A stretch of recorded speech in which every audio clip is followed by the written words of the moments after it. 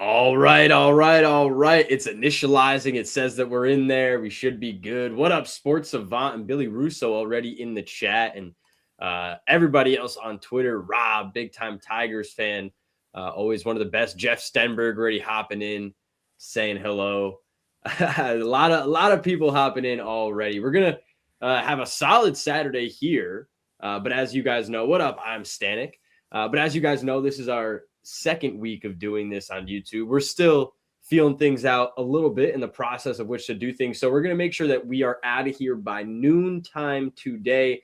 So the show a little over an hour. We'll be cutting it back just a bit, but I think it'll be just as good. We'll have just as much information and answer as many questions as possible. We'll always hang around later to answer questions if needed, but yeah, it'll be perfect today. It'll be perfect. That's all I'm going to say. I'm not going to say it might be. No, it is going to be perfect. So let's get into it. Squishy, good morning. Good to see you. And good to see Ed and Matt, everybody else hopping in the chat too. It's great to be here, man. So I did this acupuncture on Wednesday night. It was a wild experience. Okay. And I don't know if you heard of acupuncture before, but, I got this issue with the rib. And so I didn't even feel the needles going in. And all of a sudden, I feel stuff popping and like moving over and things. And the person is like, all right. He's saying you're getting more aligned. And then all of a sudden I get insane pain behind my shoulder. Oh no. Like one of the work, and I was like, dude, like there's this incredible pain there. Like, what is going on? Like, what is that? He's like, that's the driver needle. He's like, that's the one that's in charge. It's barely in you. Your body's doing something. It's like rejecting it. I'm like, yep. It's like, it hurts so much. And he's like, it's okay. It's okay. I was like, no, it's getting less and less okay by each minute. It's getting less and less okay. And he's like, do you know that that's your emotional pain center? And I was like, no. He's like, yeah, you must have some emotional pain. And I'm like, well, yeah, it's getting a little emotional here. I'm about to cry. It's like, well, where is it exactly? And I go, it's right in, it's gone. The pain was gone. He's like, it might have been that emotional pain. Too many bad beats have built up inside of you. That was, like, could you imagine? That was all the bad beats. He's like, dude, he's like, that may come back, but you got some emotional things. I'm like, okay, let's think about this. I'm like, I'm going to get in touch with my emotional side. Maybe it was the Lambert beat. Maybe it was the fact that I was longing for extra innings. There you go. That's probably what it was. Back of my shoulder this morning feels tremendous. Let's go. Hey, you know what? That might be a good omen. Good luck for us today. And we've got Jeff is already. We got so many people popping in. Jeff is already in here. Zach, Robbie Hockey said, "What's up?" So there's just a lot of love being shown, and I think that kind of is to your point of, you needed some extra innings in your life. That's literally all we needed. So David, right. Thank you for tailing yesterday. If you were tailing, man, in the Sports Sign Discord, we have had a nice little run. I fell asleep after Munetaka Murakami, I didn't say his name right, Munetaka Murakami, hit his home run. I fell asleep like shortly after. I had a 17-1 slip on Murakami and Colson Montgomery each to hit a home run. So I woke up to that cash, a few $100 there. That was awesome. And then I had each of them individually to hit a home run. That was awesome. But in the Sports Line Discord, we talked about both of them just on the hit run RBI, which cashed very easily, very early. Not to mention on the show yesterday, the weekday wagers, I joined Mark and Robbie and gave out Texas on the team total over 3.5. That hit. Over 4.5 at plus odds. We had a question about that one. That hit. So there was a lot going on. And then, of course, Ben freaking Rice, Ben Aros, just taking one of the sticks. What a great day to cash out a bunch of wagers. So, yes, thank you, David, for tailing, and everybody else, too, and for showing love. I really appreciate that. And we're going to do the same thing today. We've already got a bunch of bets that you guys have given us and posted. what you're doing. We've already got questions like this one from Rob, and Rob's already posted a couple of plays on Twitter. So if you have any slips that you want to send us, that you want to post them underneath the tweet on Twitter. If you have any comments or just want to post your play, you could do that in the YouTube chat here. You could do that on I have the tweet up, so I'll stay looking at the comments of the tweet here, so you could do that there as well. But yeah, whatever you want to do today, we could definitely talk about as well. I hope if not, it's totally okay if Mark from Weekday Wagers, Just the Stats Sports, if he's going to pop in and give us something Nerfy related, that'd be awesome. I sent him the link. I'm not sure if he's going to be able to make it, but we'd love to have him. And then yes, I did invite our buddy Jeff to pop in and give us something about Aaron Judge. So I at least wanted to tell everyone that I gave you the chance to come up, Jeff, because we don't always now have the opportunity to let everyone just come up and speak like we did in Spaces. So generally you were always somebody to come up. I would hope that you would still come up and show some love or hate. I'm sure we already know which one it's going to be, but hopefully you'll click that link I sent you and you'll pop in as well to give us something. Zach already popping in with some Nerf. We know Zach is always giving a Nerfy as well. He's always asking a question on a Nerfy, giving a Nerfy. So Squishy, I'm going to let you take it and run with it here. I know you had sent me an awesome little breakdown this morning as to what you thought we should stick with. So I'm going to let you kick off with that. Let's kick off with the weather then. A little weather report. But before I do that, I do want to give a shout out. If you look on Big Time Tiger Rob's Twitter, he hit a live, I think it was a 10-1 on the Pistons money line last night. Shout out to Rob. That was a huge win. Great bet. Must have played it when they were down. And that was an insane game. I know we're a baseball today, but of course we invite all sports, and just wanted to say how cool that was. Amags and I always talk about how sports betting is really kind of like, for us, kind of like adult video games. We're always trying to just beat the game. And it's like when you get a 10-1, that's high score. It doesn't matter the dollar amount. It's just a high score. You know, dude, I feel the same way. That was like I woke up to that. It was, plus 1700, 17-1 on Murakami and Montgomery to each hit a home run last night.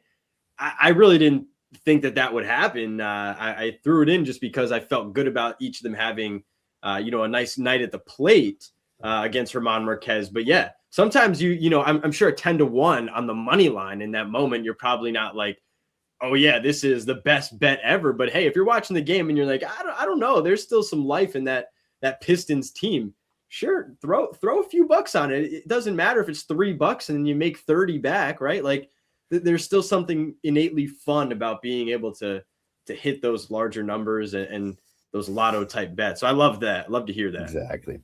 So I'm bringing up a Prop Finder app from Kevin Roth. We're just going to quickly go through the weather report. There's not a lot to talk about, but there are a couple games that we're probably going to maybe skip over today just for timing. And those are going to be the ones that sort of have question marks. The weather report right now is brought to you by Squishy's Clear Hair Dye. If you want wonderful clear hair like Squishy, just shout at me. I'll make it happen for free.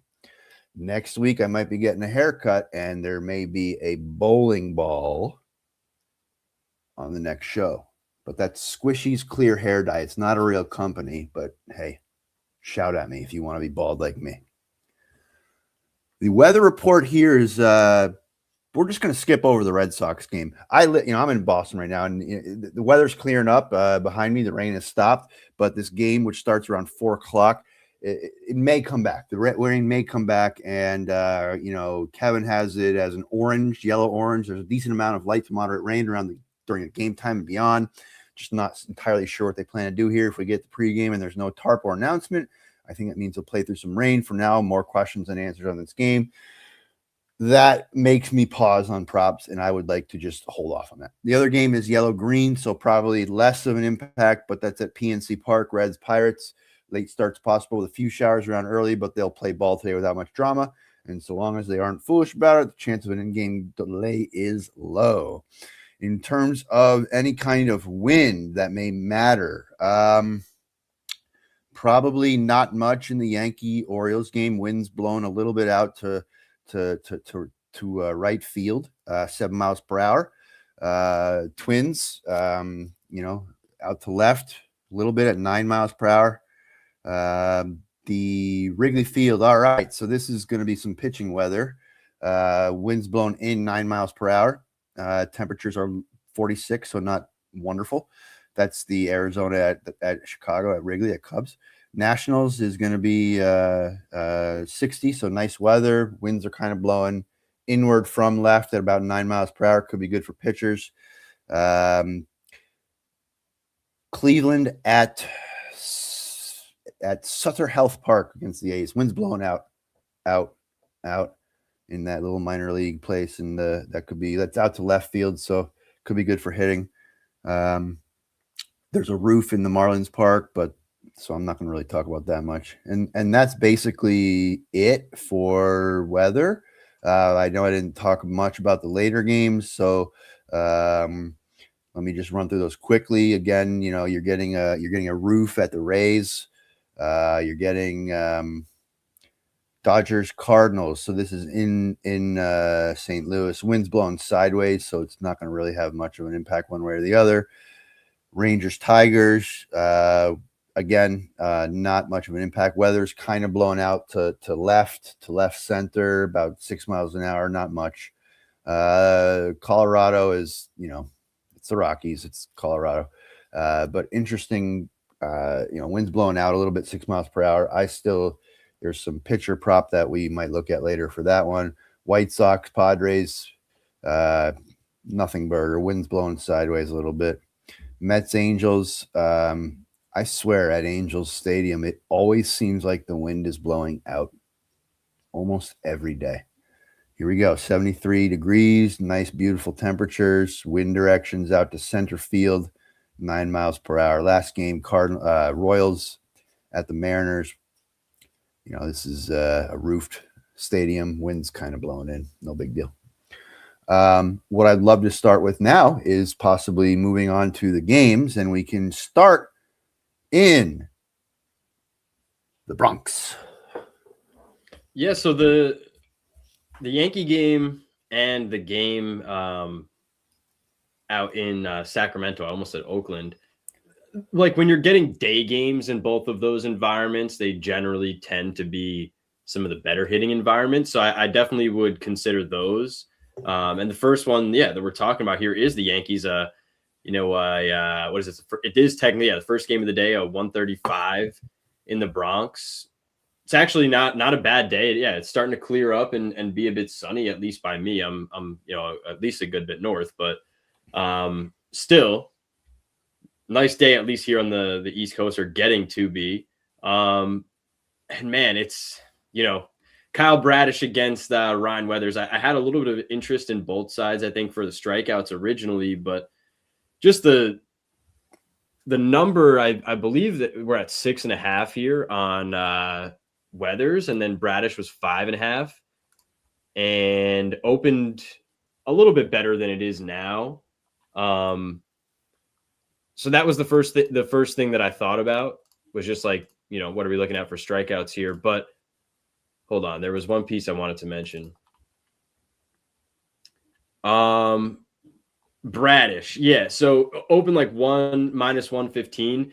Neither of them are really like projecting, at least in terms of numbers, to be all that strong. As I mentioned, my first thought was strikeouts.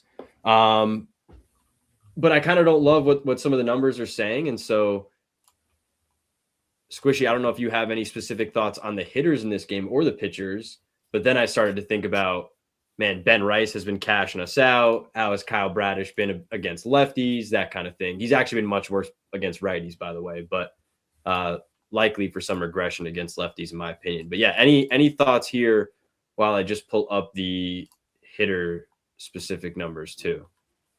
I have a lean towards the over on Ryan Weathers strikeouts at plus money. What What did I put? So FanDuel over 6.5 strikeouts for Ryan Weathers is plus 118. I was looking at that one, wondering what your thoughts are.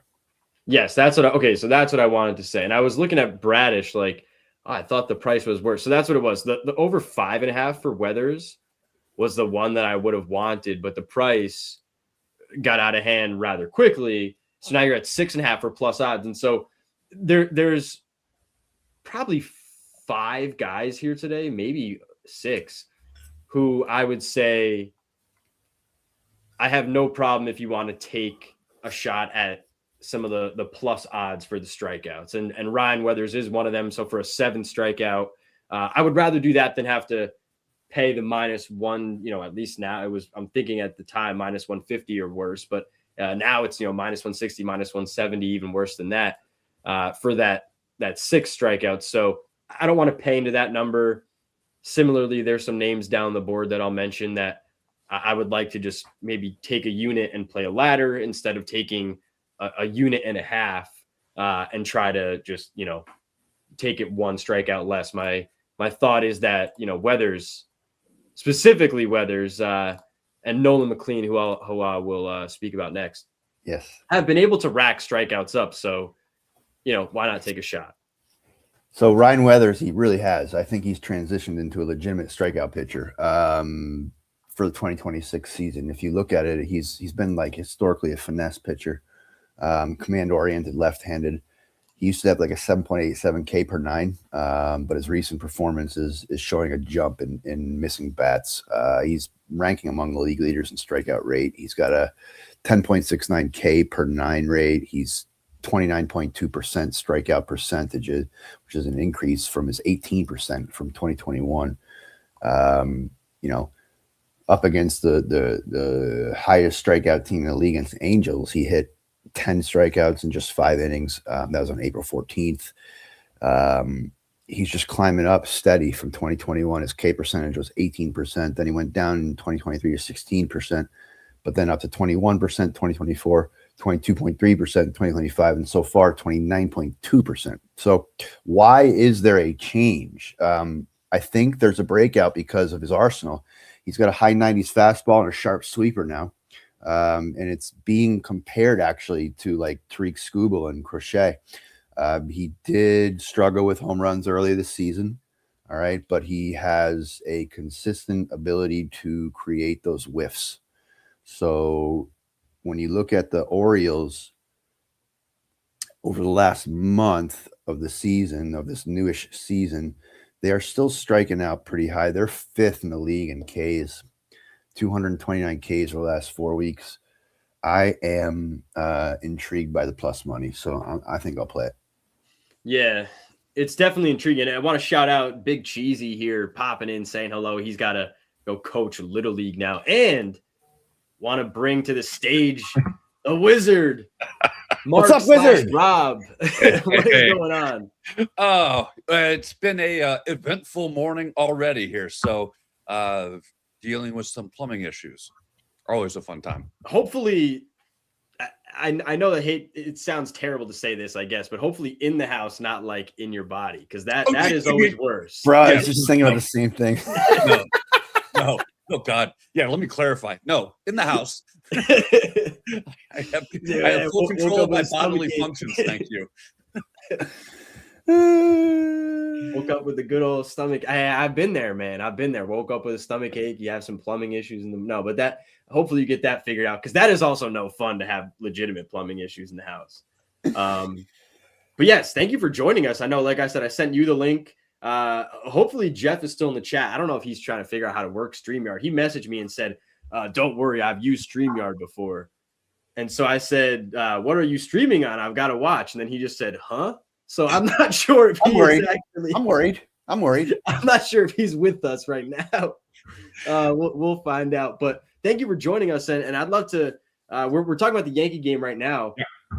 I do have some interest in Kyle Bradish and Ryan Weathers. I'd love to hear if you have a take on this game at all in any regard. And then from the games that you see here in the early, I would say early window between 1 and 4 p.m., Are you looking at your Nerfy? What do you got for us today? So I'd love to give you the floor.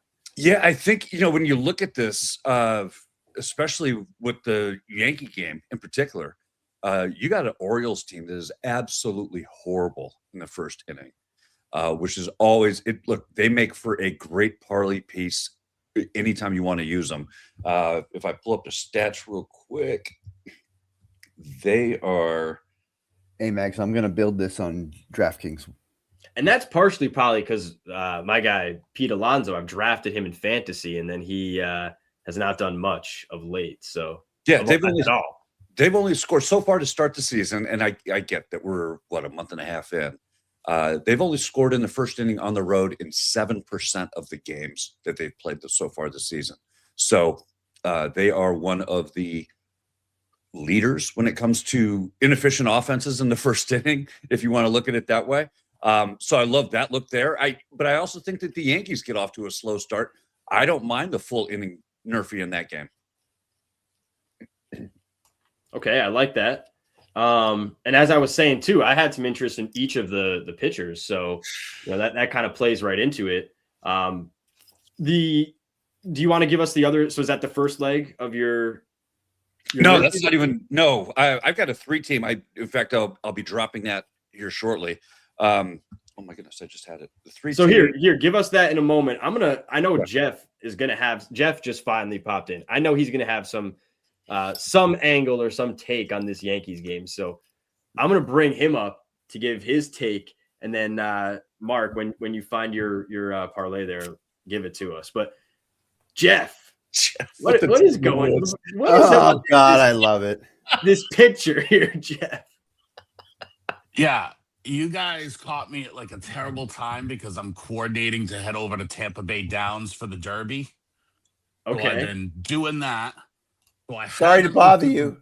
Well, I haven't looked at the board that much this morning, unfortunately. But I do. I will give you.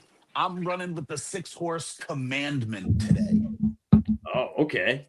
Oh, you're running. You're running like you're there. You're gonna be. I'm gonna be at the track here in Tampa. It's called the Tampa Bay Downs, and they do like a big Derby party. Everyone kind of dresses up like we're all idiots, like we were actually at the Kentucky Derby, and yeah, so that's what we're gonna be doing. So I haven't looked at the board too much, but just despite Amags, Aaron Judge first at bat to strikeout. Yeah, I knew it. I knew it was coming. I knew it was coming. I play it all the time. I don't recommend anyone else play it. I haven't looked at the board. I don't know who's pitching. It's Commandment for me. So, and I wish that I could. But I also wanted to come because Amags was harassing me and sent me the link. And I have been listening while I've been trying to get ready. So there's that. I was harassing you a little bit. I said, what are you streaming on? Because I was like, I didn't know you were streaming. There we go. I couldn't get that thing off my freaking face. I'm sorry. I was trying to do my goodness. Just like and subscribe, people. I'll give you 6 seconds. Just go like and subscribe if you can, please. Gosh, I don't need to have a widget up here telling you to like and subscribe. Just do it. But I actually have a legitimate question here from a guy that's going to be watching the race at the place that I have the question about. And your pick is indicative of a yes to this question, but tell me why. Maybe do you think the winner comes from the Tampa Bay Derby? You think that is like the benchmark race? Because I gotta say, no, that's ahead. That's where we're watching it. Is at the Tampa Bay Downs. We're basing it off the jockeys, to be honest with you. So, but Commandment won the Derby, didn't it? I believe. I think it did. So, and so I'm saying I watched back the Tampa Bay Derby this morning and was kind of saying to myself, this feels like a benchmark race. It's the same distance, is it not? 2-turn race, right? And right, yeah. I've been going back and forth between Commandment and then Chief Wallaby. So those are the two that both were in that race, and Chief Wallaby gave Commandment hell in the stretch, but Commandment was bobbed at the end too. I thought the Puma won. I'm pretty sure it was the Puma. I actually kind of would have liked to see the Puma run in this race, but regardless, go back and watch if you can. Watch that Tampa Bay Derby race, I would have assumed that's why you liked Commandment, because the horse was very game. But yeah, Chief Wallaby was in there. I was just saying, to me, when I watched that, I said the winner is going to come from this race. That was a heck of a race. And there were 3, 4, even 5 like really game horses at the end of that race. So, and I think Puma has dropped out of the Kentucky Derby also. Yeah, he got scratched. Yeah, but that would have been one I would have liked to see run.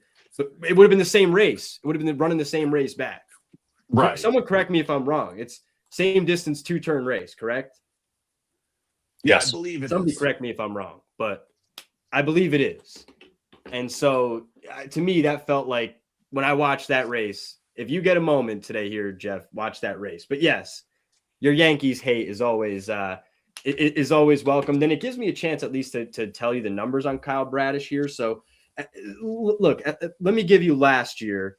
He didn't pitch a ton last year, but at least in a very small sample size, he was worse to lefties, a 234 average. If you go back to when, again, a small sample size, but 2024 when he was able to pitch at least a little bit, it was what the 2 home runs he gave up both came to lefties.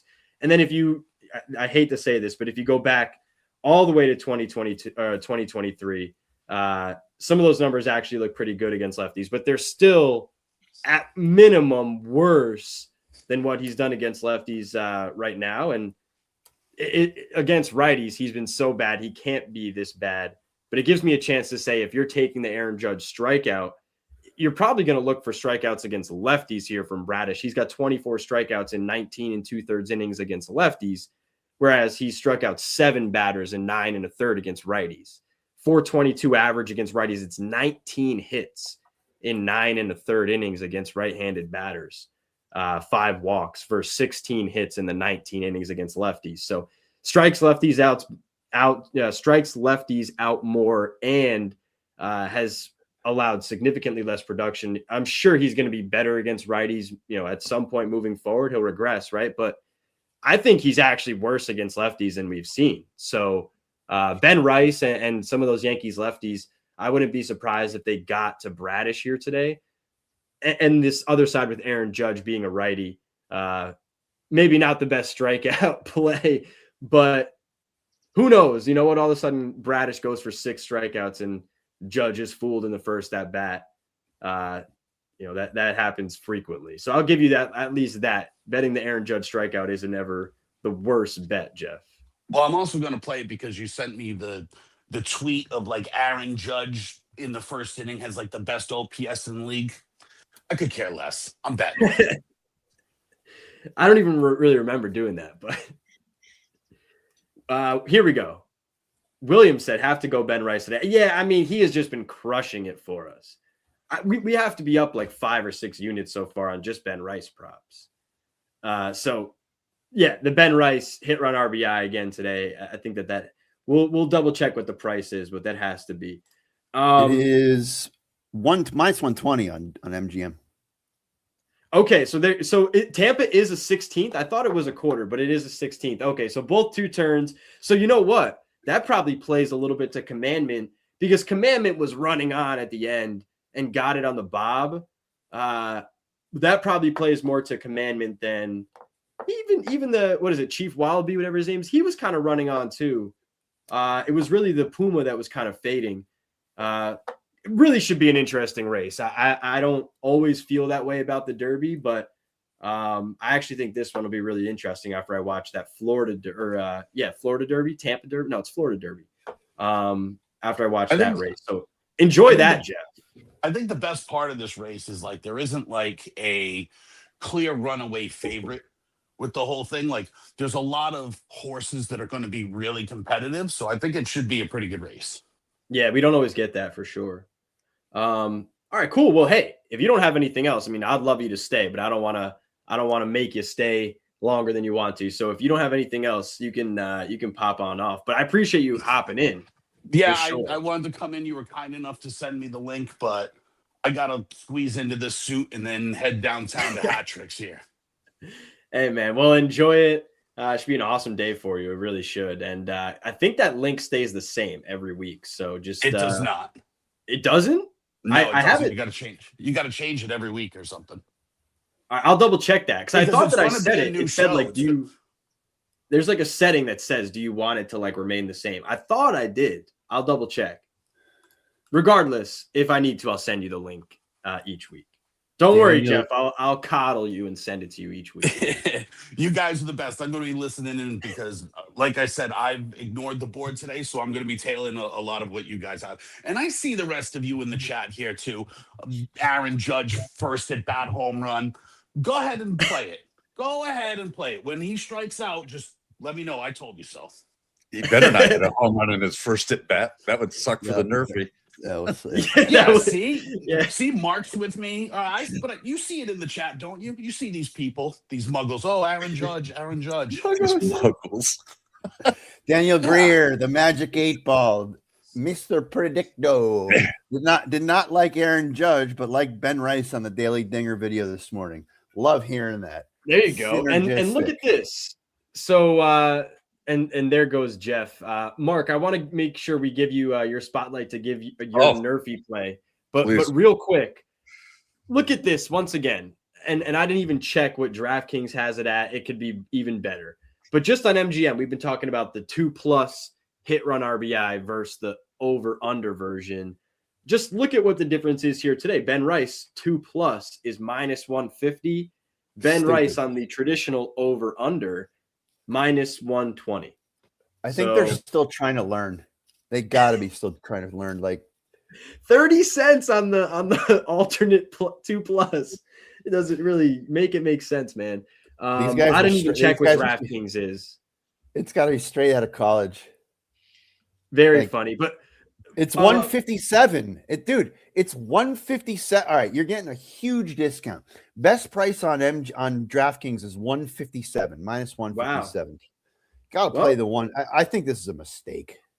Yeah, -120 on the Ben Rice hit run RBI. We'll take that again. I just put it in. Yeah, I put that. I'm keeping track on. Dude, I don't have Microsoft Word, so I'm using Notepad. Isn't that wild? But I'm keeping track. Use AI. Just have like Siri listen to us. I see. Then Skynet takes over, and there's no fate but what we make, and all that jazz. Yes, Sports Savant. We just played Ben Rice over 1.5 hits, runs, RBIs on MGM for -120 under the traditional over/under hit run RBI market. There you go. Boom. That's and Katie Taylor popping in with the Judge.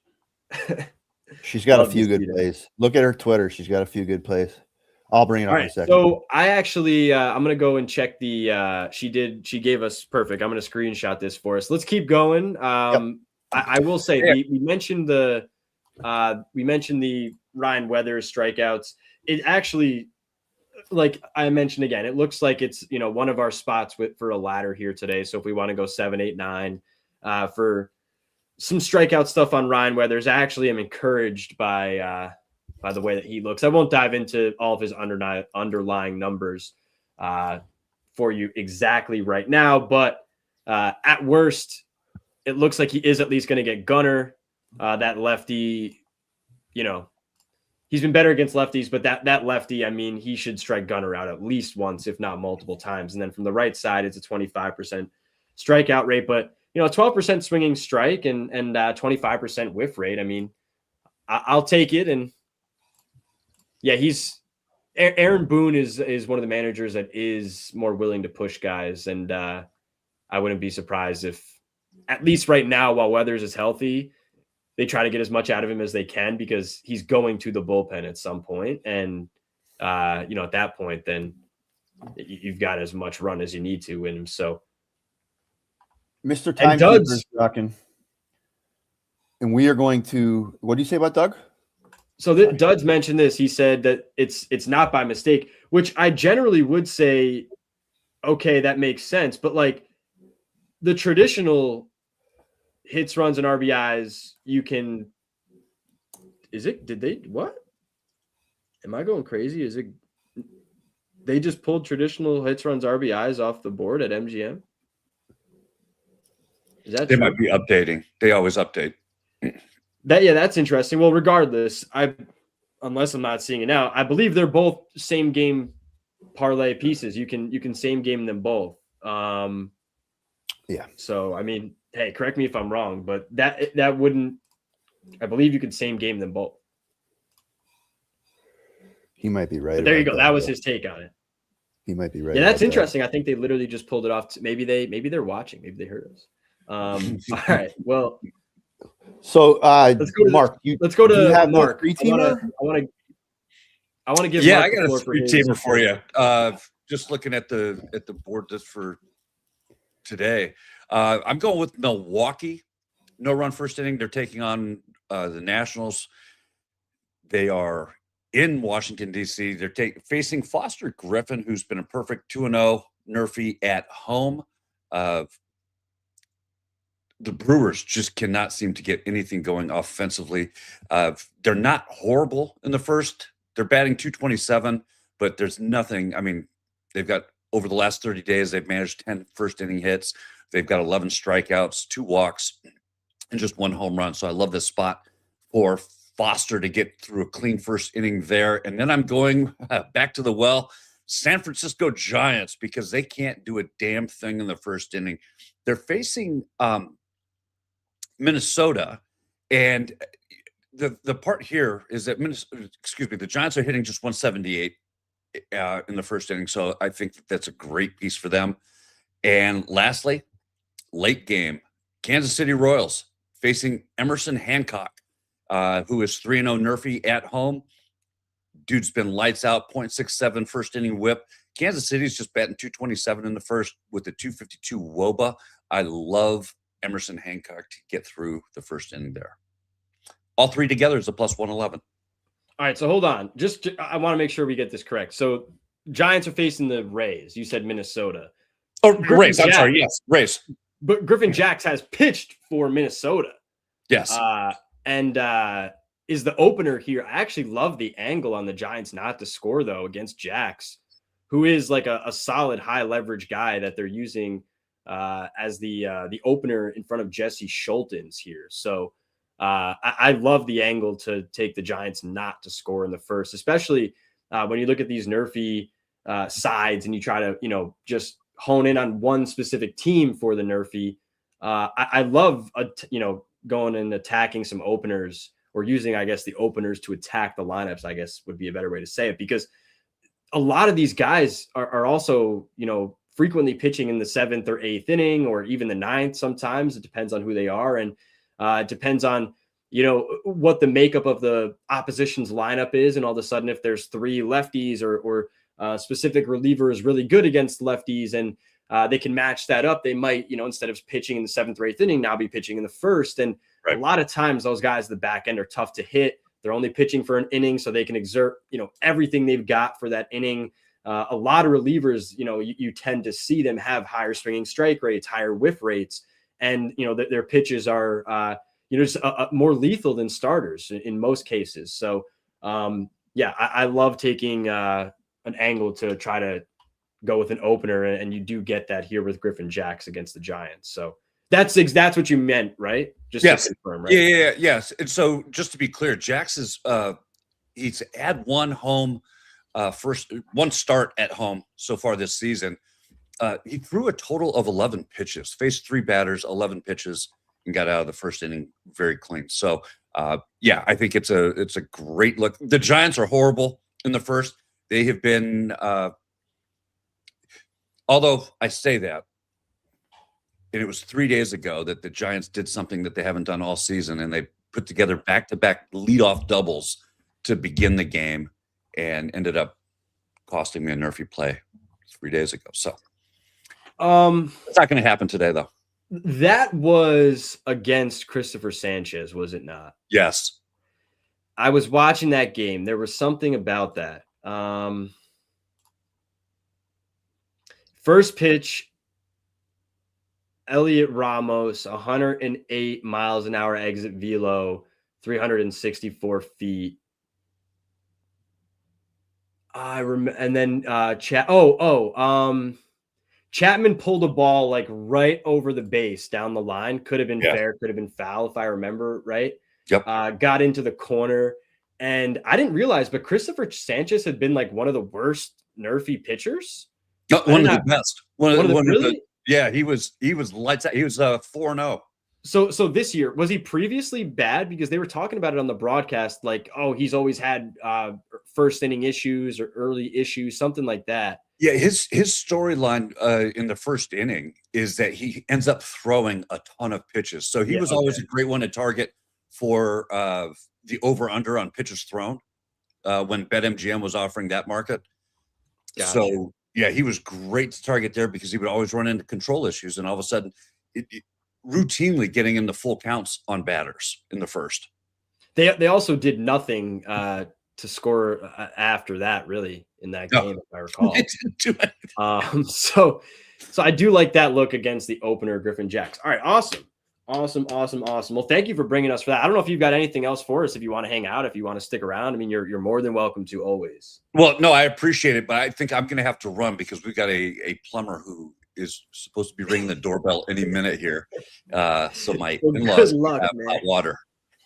So hey, good luck with that. We love this. Thank you. I hope your plumbing gets a nice jolt of Drano. It's a hot water tank. Is what it is.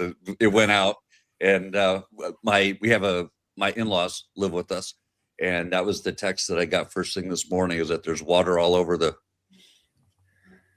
underneath the hot water tank, and it's never a good way to get your Saturday going. Dude, I could fix it up with some clear hair dye. Just hit me up after the show. You got it.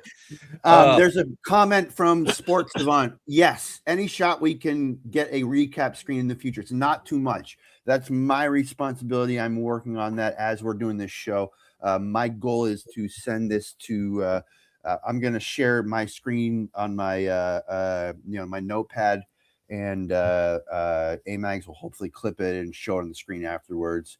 I'm basically compiling all the plays that we're doing right now. I accidentally may have not put in Judge first at bat anything, but everything else is sort of in there. So let's rock and roll.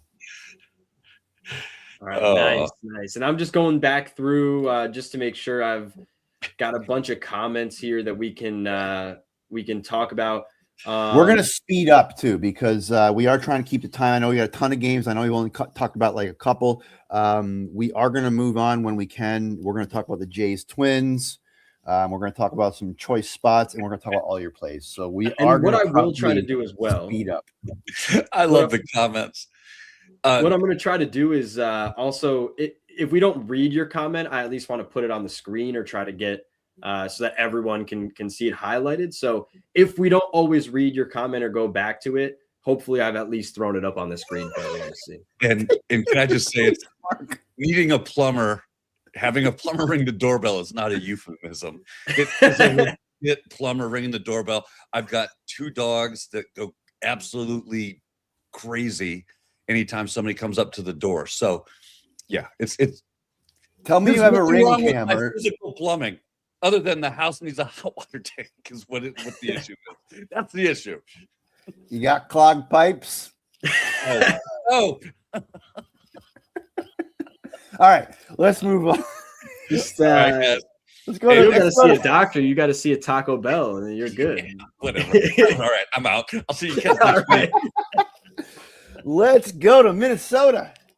All right, so honestly, I don't have too much on the Connor Prelip side of things, and going up, lefty going up against Toronto, young kid. It's not like he's found like an ultra amount of success.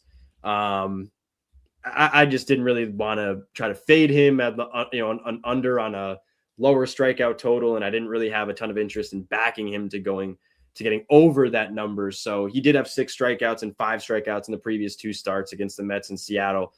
Only went a maximum of 5 innings in either of those starts. So again, it's kind of a tougher spot here. Of course, against Toronto would make you think the under, but he's struck some guys out. It's kind of just a stay away for me. The side you want to look at least for the pitchers and the strikeouts, is going to be Cease. And I do think there's an interesting angle if you want to try to back him on the strikeouts, similar to Ryan Weathers. I think that this would be one I'd want to just go to the plus money side of things and You know, over what is it? Over 6.5 is plus odds right now. So a 7 strikeout.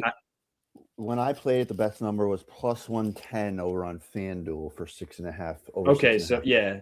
And it's actually moved now into minus 110 or minus 105 is the best price you can get. Playable. Definitely still playable minus 105. I wouldn't want to get, minus 115, minus 120 is out there. But yeah, minus 105 at Bet Rivers still available. So I would play it there. And you could ladder it from there. The thought would be the same, is just I'd rather do that than earlier it was at plus money. And I was still saying the same thing of instead of paying the minus 160 for a 6th strikeout, I'm just going to bet that he's, has a good day. And at that point, it's probably going to be somewhere in the 7, 8, 9 range. And I'd like to, take my unit and spread it out amongst those 3 instead of spending, 1.6 units chasing a 6 strikeout. So that was this very same thought as Ryan Weathers. And now the price has moved, but you could still do that with minus 105. Amags, thoughts on that one? I gave that to you this morning, and I love it. I love it because you're facing the Twins, right? It's Twins are 12th in the last 4 weeks in strikeouts. Cease, we see generating whiffs all over the place. What did he have last week? Last start, he had I think there's been a trend here where he's just hopping over lines. Let's see. Scott, we'll definitely talk about this one, but this is the Nolan McLean one. Another one. Yes, exactly. I would much rather take the over 7.5 than the over 6.5 at minus 150 or minus 160. I would just rather take a unit, go half unit. We posted this last time so everybody could see half unit 0.35. So think about this from $100 perspective. If you're putting $100 on it, it would be $50, 35, 15, and then 10 if you wanted to put it anywhere else up, a 10th strikeout or something. Sometimes if you're going 8, 9, 10, it would be an 11th. Lower numbers, of course, maybe that's an 8th strikeout or something like that. But that would be the way that I would spread my unit out. This is also why I like this Cease play. I remember why. So the Red Sox last year were a target for strikeouts. They struck out a ton. This year, not so much. In the last 4 weeks, they're 24th in the league in strikeouts, only 187. Cease had a bad outing last time on the 27th against the Red Sox. He gave up 4 earned runs, 7 hits, 3 walks, lasted 5.2 innings, and still got 5 Ks. So get 2 more, have a better game, and we're in business against a team that strikes out a lot more than the Red Sox do. Yeah, projecting right around 7 anyways. I mean, he's not projected to go over, truthfully, but projections, schmections. It is what it is. 7 hits the over. It does. And as you mentioned, a really rough outing last time, was still able to at least grab some strikeouts. Even at the current like minus 105 on Bet Rivers, it's still like that's fine. Minus 110, fine. I don't really want to get too much further than that. So I really did like it at plus money earlier, much more than now, but I would still dive in at the minus 105. Given that, let's just go through. We might want to skip around then and hit up our other strikeout plays, and we can jump ahead to the Mets game if you want to right now. Yeah. So real quick on this, the last thing is just that Cease has been a good bit better against right-handed batters when he can use that breaking ball that's really just sliding away from those hitters. The lefties, not that he's been bad against lefties, don't get me wrong. He's been fine against lefties. It's just that he strikes them out at least this year, significantly lower clip. Last year it was much similar. So the numbers this year actually are bumped up from last year's numbers against lefties. So I want to kind of preface that with, like, he's still very good, but he does strike lefties out at a lower rate. He's only going to see 4 righties in the projected lineup here. So there might be something to a bit of that split with, being just heavier left-handers where, let's see here. Actually, we got the confirmed lineup. So is the projected exactly 1, 2, you're getting 1 less righty actually in the real lineup here. You're getting, So that's interesting. You're getting one less righty from the projected to the actual lineup on Cease, yet the price has moved in favor of the over. That's very interesting to me. That in my mind just says that the plus money earlier was kind of wrong regardless.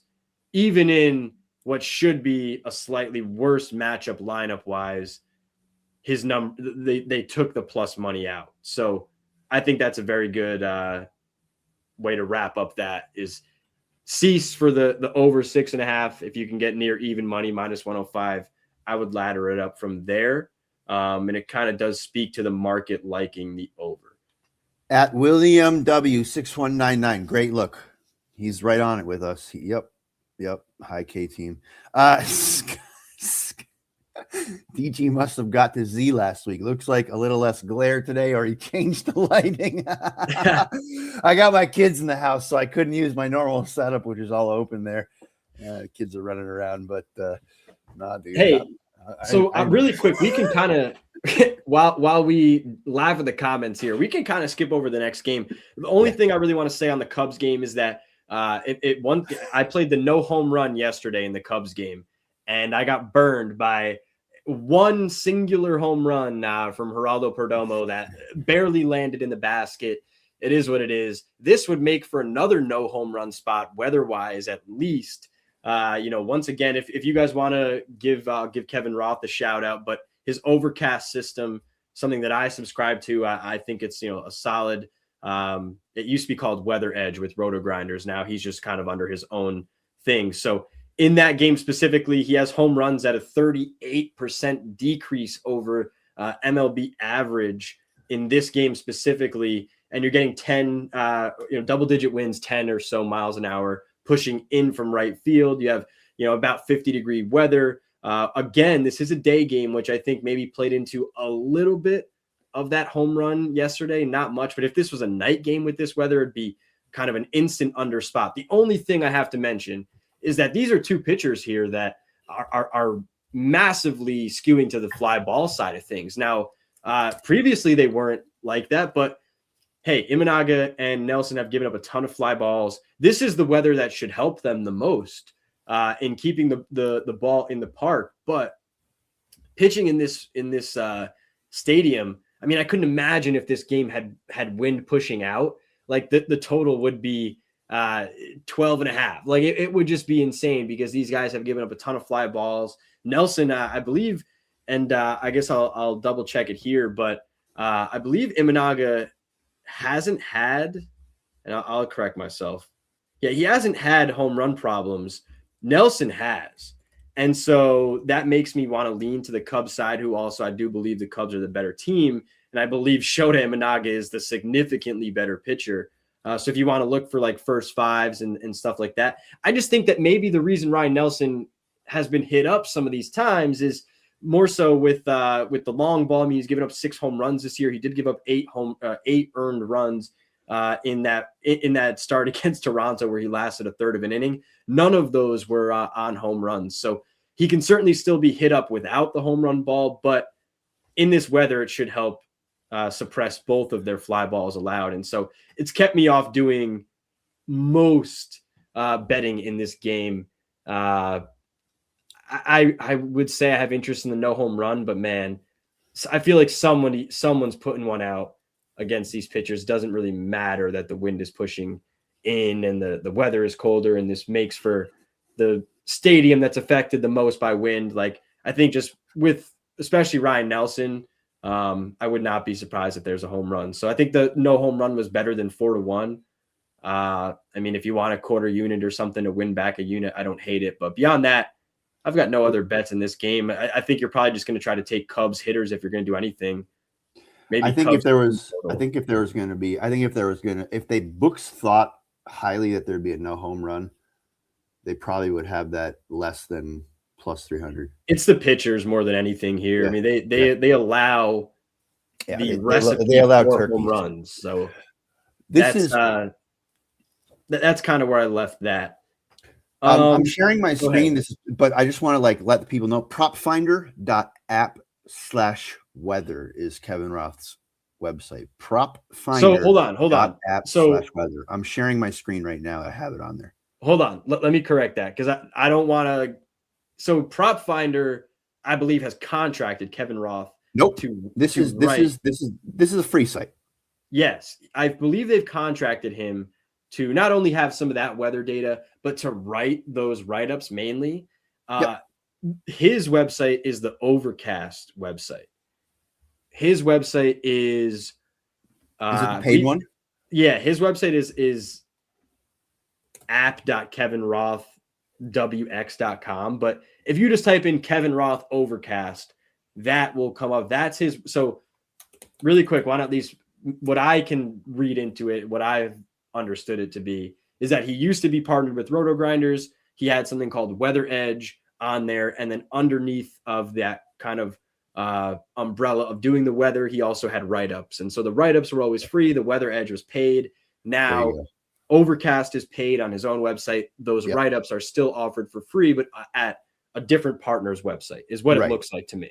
So the propfinder.app/weather is the free one where he writes the little sentence about the weather. I have that up right here on my screen. And then the Overcast one is exactly what you said. app.kevinrothwx.com/login. That's going to be a paid site. It's $17 a month.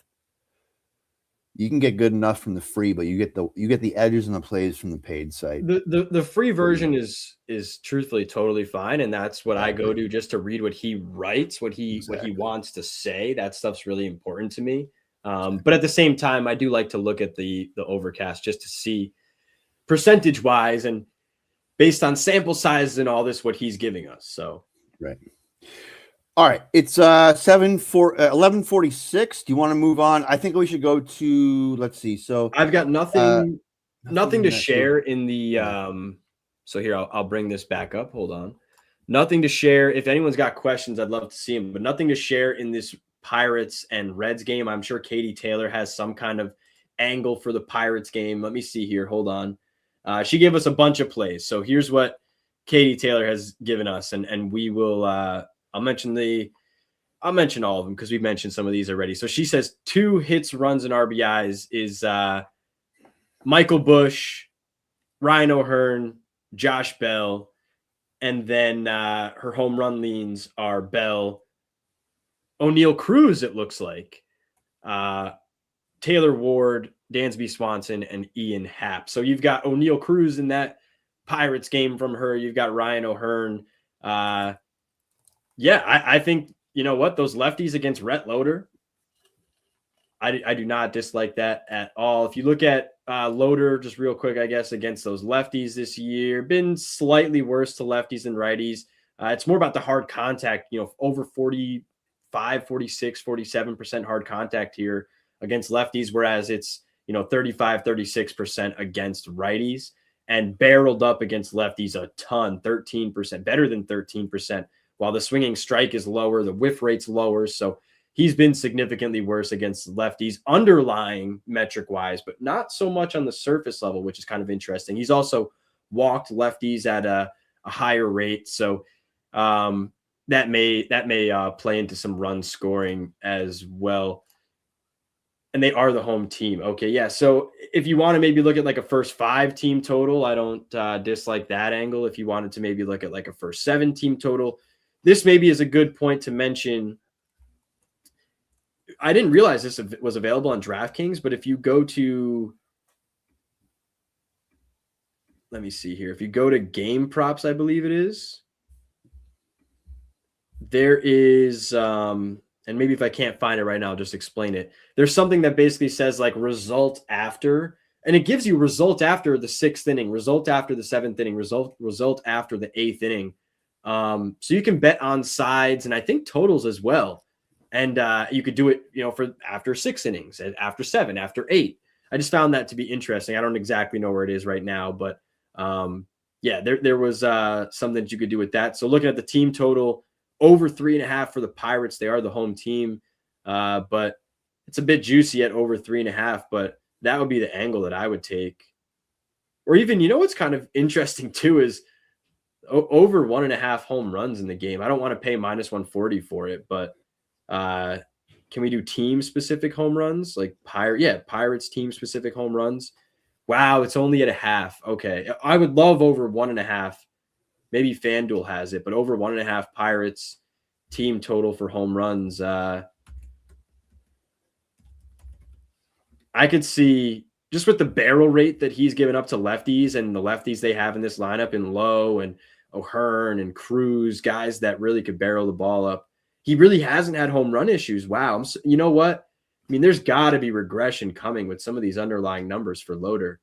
There has to be. Yeah, I don't have too much else on this game. Modlinski, I don't know how long he's going to last. We'll see what happens, but I'm not a huge fan of him, but he's also stifled me a couple times if I bet against him, so I really don't have a ton of interest in the red side. If anybody loves the red side, let me know. Modlinski worse against lefties so far, so it would be probably some of those lefties. Ellie, yeah, you have interest in, but I generally have interest in the right-handed hitters from this lineup and Sal Stewart and even Matt McLean and Spencer Steers. So, yeah, I'll probably pass on anything else from that game. Great. Thank you, Katie, for giving us those awesome props. Yep. They are added. Do you have anything for the... Billy had this for the Cubs too. He said Cubs first 5 over 2.5. The only thing is the weather that it just is depressing the run scoring environment. So I'm just staying off anything else in that Cubs game. Really quick, how up and down has Shota Imanaga been for the strikeouts, man? Oh, yeah. So inconsistent. You know, he's got a double-digit strikeout effort and then a 1 strikeout effort. So while I do maybe have a little bit of interest in some at-bat strikeouts with Shota, I don't have much interest at all. It's the volatility, man. Yeah, and he's facing a lineup that really doesn't strike out. So I would take the under if anything. But yeah, Katie's always got some awesome plays. So thank you for giving those to us. And Rob is sending in plays if you're able to see some of those in the comments on our Twitter. I'll post those up here at the end too to give Rob some shine. Anything? So we want to back Kyle Harrison against Washington? I don't know if you have any thoughts on this game. I guess my one and only real angle I was thinking about was Brewers team total. I don't love that Mark is going on the nerfy side of things for them, so maybe gives me a little bit of pause. And I actually, I think I tried to target Foster Griffin last time. Might have been with a team total. And 7 innings, no runs against the White Sox. I'm pretty sure I did. Oh, you know what? I had some hitter props against him and 2 hits in 7 innings, man. He pitched really well. It was after a couple shaky-ish outings with giving up 4 and 3 runs. But, I mean, it was still a quality start against Atlanta at home. I don't have a ton of interest in trying to figure out when he's going to be good and when he's going to be bad. He's actually not been all that bad this year. So I'll skip on the team total there, but that was really my only other angle besides Kyle Harrison and all of his whiffs. It's a very intriguing spot, but when you look at Harrison and kind of the reason why he's striking batters out, and let's see if we could update this here. It's mainly been on the fastball. It's mainly been on the fastball. I want to make sure we make sure we get Squishy out on time because I know he has to run at noon. I will stick around a little bit later than that to talk about maybe some of the later games. But these were the main games for us to talk about here today were the 1 to 4 o'clock games. It looks like a lot of our questions were based in those games as well. We do have Nolan McLean that I can talk about after this that comes into the later games. But all right. So I was looking dude, I was in the same boat, man. I was looking at both of these cats, Kyle Harrison and Foster, but Kyle Harrison, getting that 6th strikeout was plus money now at MGM and at FanDuel. I stayed off of it ultimately. I'm not sure the market's come back on the Harrison strikeouts here. I believe it opened where it was like minus 110 or minus 120 even to the over. Now that's right. It's moved back. That may be why it looks more attractive now. But I stayed away. The one, all right. So I am going to say, like before, there's 3 plays or 3 games that like are worth chatting about. Totally, simpatico with Scott on the McLean. I played this morning over 7.5 strikeouts on FanDuel at plus 134. Don't know what the number is now. We should talk about that. I also am intrigued by Michael King over 5.5 Ks minus 120 on FanDuel, and then Chris Sale over 7.5 Ks plus 116 on FanDuel. That's what I got. But I think the easiest one to go to is Nolan McLean, because that's probably the one that most people are looking at right now. Yeah, and really, as I look here, there's not much more that I would want to say on these other 2 4:00 games. So Boston, it at least looks like there might be some rain and some weather in the forecast. Arrighetti strikeouts would be a look for me, as well as Connolly early, I guess. Dude, spaghetti Arrighetti burned me. Yeah, I know exactly, right. Another pitcher that's kind of been inconsistent with strikeouts, and with the weather and everything else included, early going up against an Astros team that I believe has actually been worse against lefties this year, but still just not one that I generally am getting hyped up to target for strikeouts. So it might be like Cam Smith and Bryce Matthews near the bottom of the order, who have really been terrible for strikeouts against lefties, but everyone else has been pretty solid. So maybe it's an at-bat strikeout approach with early, because I don't dislike him, at least the underlying stuff. The whiff rate is 23% against righties. I wish the swinging strike was a little bit better. The barrel rate's not very good, but beyond that, and he does walk them, but beyond that, like, he can induce these guys to swing and miss, and Cam Smith and Bryce Matthews are really the only ones to look at. Arrighetti, again, a very up and down type of guy here, doesn't project, to be significantly over the number or anything like that. So actually doesn't project to be over the number at all. So yeah, just kind of wanted to pass on with the weather as well. And then Andrew Painter, maybe you want to fade him under, it was 16.5 outs earlier. Now it's 15.5. I have a funny feeling under Don Mattingly, this team is just a little bit different, and he's going to kind of let these guys go a little bit. So Painter went over the number in his last start. I'm just going to fade that one and not play anything there. Max Meyer and some of the Phillies bats would maybe be the only thing to look at. But Meyer, you kind of got to tip your cap. He's really improved over his issues to righties last year. And so after seeing some of those improvements, yeah, the hard contact is still there. The barrel rate is still there, but we got to kind of try to figure out when that regression is coming, and not really the easiest thing to be betting on. So just a pass in most regards there for me. And he's been better against some of these left-handers as well. So, all right, let's go to I'm going to pull up the later games. If anyone else has, and I want to make sure we give some shine to Billy Russo. He said, drop these earlier just in case they got missed. Chase DeLauder, he's got the hit run RBI. Liam Hicks, he's got the hit run RBI. So there you go. Liam Hicks in that game against Andrew Painter. Some of those lefties actually might be interesting for the Marlins, right? If you want to bet on some of those hitter props, but they are the home team. Alec Burleson in a game we've already mentioned, and then you've got some games. Well, actually, no, the A's one is early. Forgot. The A's one is technically earlier. You get a 4:00 game, 1:00 start out in their time there. And then you get Tigers Rangers on a first 5 over 4.5. Thank you, Billy. I appreciate you throwing that in. We've also got some from I Am Stanek as well. Weatherholt, Freddie Freeman to record a run. Weatherholt total bases, McGreevy on the outs. That's interesting, McGreevy on the outs. I'm not going to bet the over, but at plus money, that's kind of interesting. It is against the Dodgers, though, so don't know how much I love that one. All right, let's get to Squishy's 2 before he's got to run for the kiddos.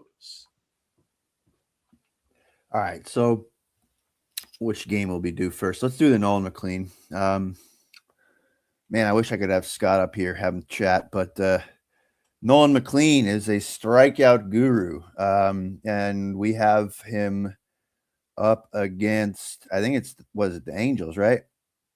Is that why I liked it? So we have a It's the matchup. Yeah, it's the fact that you're getting a strikeout happy lineup. My only worry here was on, let me see here. Let me pull Nolan McLean up. The underlying numbers against lefties look good, but the actual strikeout rate is so significantly higher against right-handers. And last year he was actually slightly better against lefties. Right. It almost feels like, when is the floor going to fall out against righties is Correct. My thought. And you're going to see, at least, projected lineup wise, this Angels team has gotten a bit better with adding some lefties, but they still are righty heavy, probably 5, if not 6 once again. So the lefties as well include Nolan Shonowell, who we generally are not trying to target for strikeouts. He's the best hitter on this lineup at avoiding them. So that kind of takes a lefty a little bit away. But again, it's a 42% strikeout rate against righties versus 28% against lefties, whereas last year it was 32 to lefties and 27 to righties. And we mentioned this last week about how the Angels, their coaching staff, their clubhouse, they're trying to take a more patient approach at the plate. At the beginning of this year, it seemed to be working out, but they're still striking out more than any other team. And like, their record kind of is in dumpster. They're 12-21. At what point do you start pressing? At what point do you start? I said this last week too. The price, you're getting paid, right? Like, the book is going to pay you to bet over 7.5 Ks. Ladder if you want. I think it's a fine ladder spot. I may not. I may just play the straight line just to be conservative. But right? Like, we're riding the moped until it breaks down. I think this is a fine spot. It's a great spot, actually. Yeah, I mean, you have to say he's been really solid for the strikeouts here. Let me see here. I'm going back to his profile. While you do, yeah. So you're over the 7.5 in 4 out of 6 starts. The one that he missed last time was in only 5 innings of work against Colorado, when he struck out 7 in 5 innings. So you would think if he can just get a little bit deeper in this game, he gets to that 6th inning, it probably is going to afford him the ability to get that 8th strikeout once again. Interesting here, if you look at the rest for him. So 6 days, so five days. So he gets an extra day of rest there. He doesn't pitch on the 5th day, pitches on the 6th day between April 3rd and April 9th. He strikes out 8.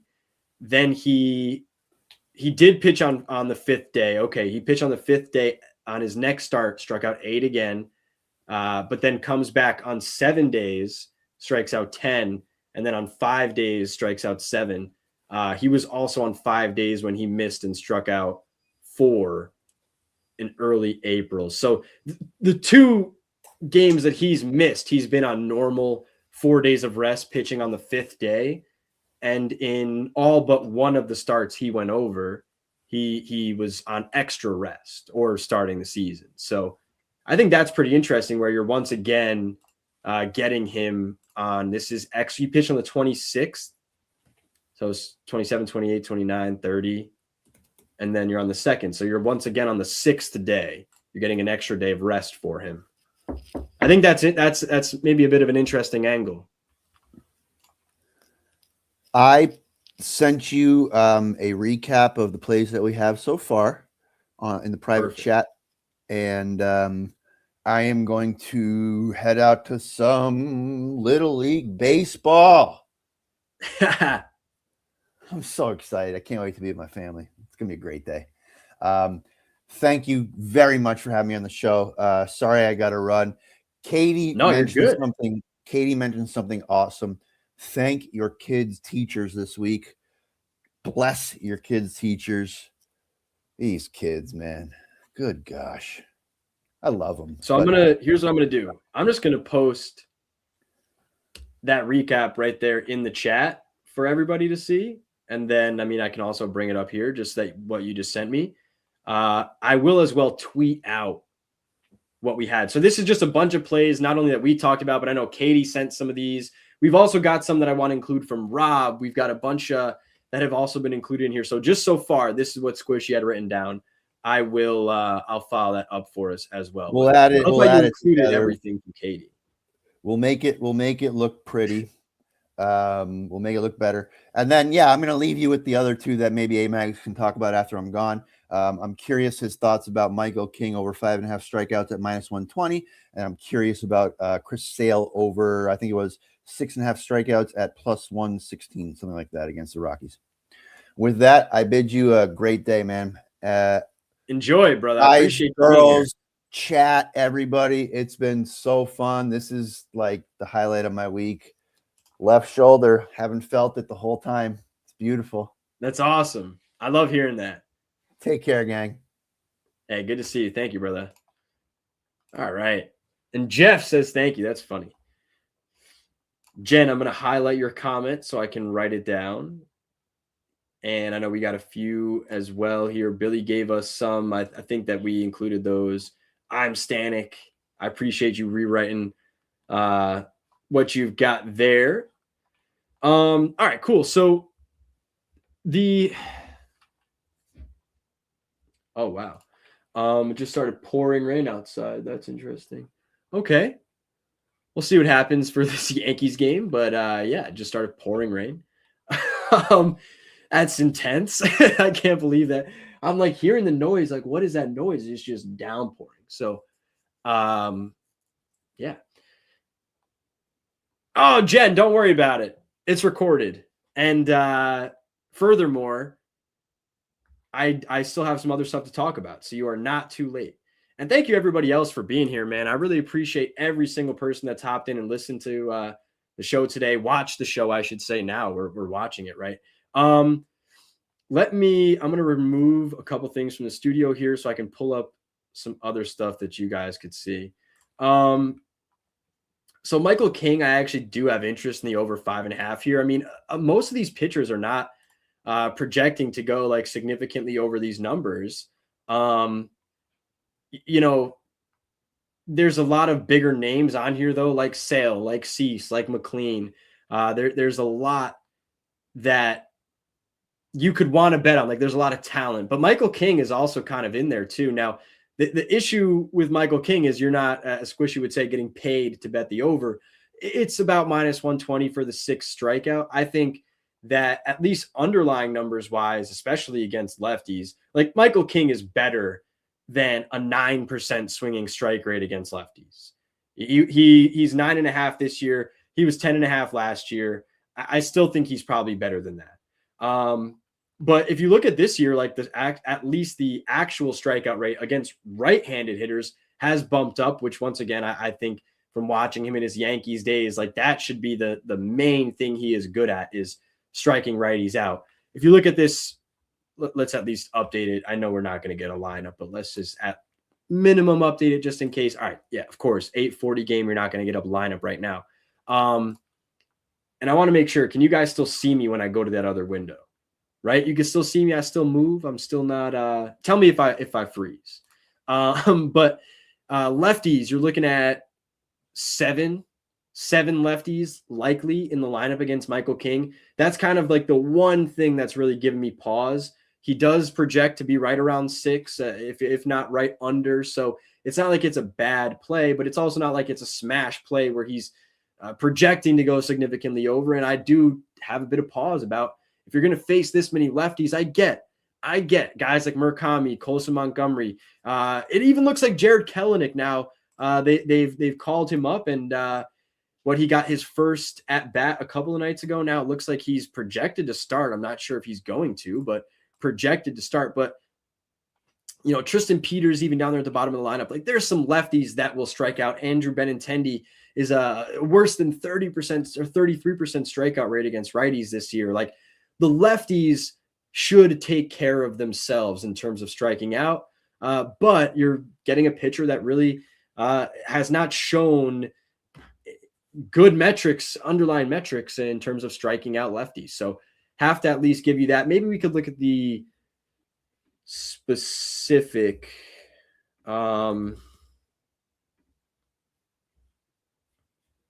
the Michael King specific whiff rates to left-handed hitters this year. Changeup 36% of the time it's thrown. He's 23.7% whiff rate. Sinker 25% of the time, it's a 13 or 14% whiff rate. The four-seamer, the sinker actually has 7 strikeouts on it, so he's just kind of landing that for strikes then. He's, that the fastball is used about 7% of the time less, so you go from 25% on the sinker to 17, 18% almost for the four-seam.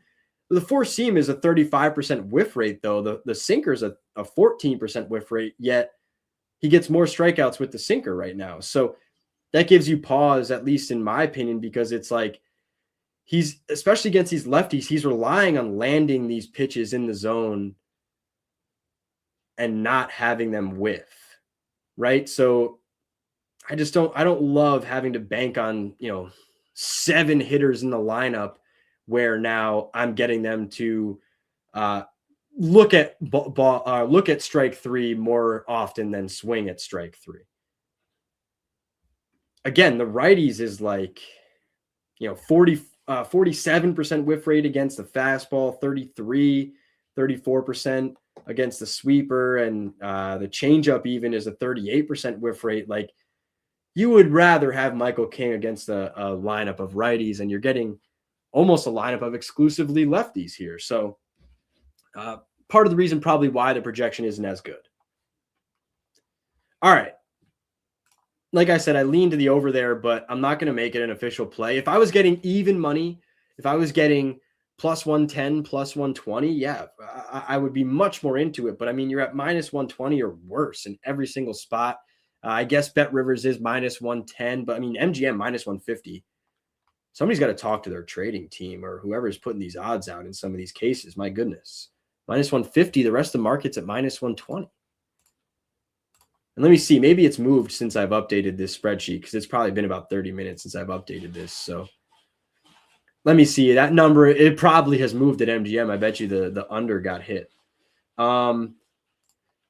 talked about Nolan McLean, and I have to at least mention Reed Detmers on the other side. I mean, doesn't project too poorly here. I gotta at least give him some credit on the strikeouts. Doesn't project too poorly, but do I really want to back Reed Detmers, against a Mets team that like didn't have a ton of holes when you look at the projected lineup and how they struck out last year? I mean, you're looking at Austin Slater and Ronnie Mauricio that had some issues against lefties. Yeah. And you have Juan Soto, funny enough, who was a, 23% strikeout rate against lefties last year, but it's a little bit different on the current season. I mean, Soto's been better. Alvarez has been worse. So maybe him and Soto kind of trade places, but you're going with Reed Detmers, who's been, funny enough, last year was a 30% strikeout rate against righties, 25% against lefties. This year it's 28% against lefties and 24% against righties. So a pitcher, kind of like we said, the bottom has fallen out against the right-handed hitters.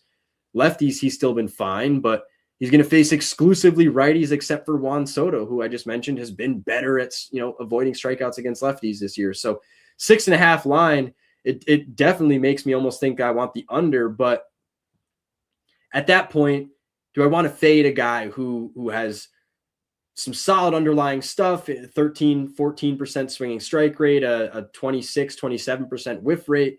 He has been able to get some strikeouts this year. It would be a fade or nothing. I don't want the over. I would take the under or nothing, but I don't love having to, what is it, minus 160, minus 150 for, I guess you can get minus 125 at MGM for the under 6.5 on Reed Detmers. I would lean there then at that point, but still it's like I'd need the price to be better to fade it. The minus 140 is out of the question, but I can't see him getting over.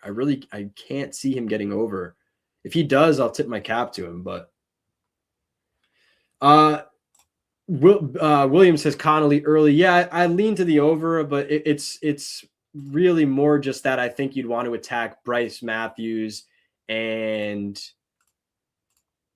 Bryce Matthews and Cam Smith near the bottom of the order for strikeouts. Everyone else has really been fine for strikeouts against lefties, and Early has struck the right-handed hitters out at a good bit better of a clip. I mean, you've got to back a guy that even after having what was it? I think it was against the Yankees. I want to at least double check myself. I don't speak out of turn here. I feel like I remembered it being watching it against the Yankees. He had so he did have a solid start against the Yankees. That's probably what it was. He kept us off the board a little bit. 3 runs in pitching into the 6th inning. But he hasn't really racked up the strikeouts. It would definitely be not a full game approach. It's a Bryce Matthews, Cam Smith, at bat strikeout angle on Connolly Early, not a full game angle. But yeah, I feel like I remember him throwing gas against the Yankees. Maybe I'm misremembering, and it was Tolley, because Tolley was sick too. But I think Early did it for a few innings. If I don't misremember, you know what I think I'm remembering actually, because Early, you know what it was. Early, I think Ben Rice was 0 for 4 with like 4 strikeouts or something or in the game 4, not only against Early. But I think Ben Rice had a really tough game, and I bet on him. That's what I'm remembering. He still wasn't bad though. Look at this. Scott says Tatis' first homer of the season's launched tonight. I love it. That's awesome. Against Sean Burke. Against Sean Burke here. If you look at Sean Burke ISO against righties. I mean, he hasn't had issues against righties, but he did last year. He did last year with a 55% hard hit rate. He's still at about 55% this year for the hard hit rate, but man, he has kept the barrel rate down. You know what? Maybe he's due for some regression, because barrel rate against righties last year, 11.5%. This year, 2.5%. I mean, that's a significant decrease, man. That's a huge decrease for his barrel rate against righties. 216 BABIP as well against righties. He's got to be due for some regression against righties. Sean Burke there. So I like that. Maybe Manny Machado as well. All right. I want to pull this. Rob has given us a couple of bets here.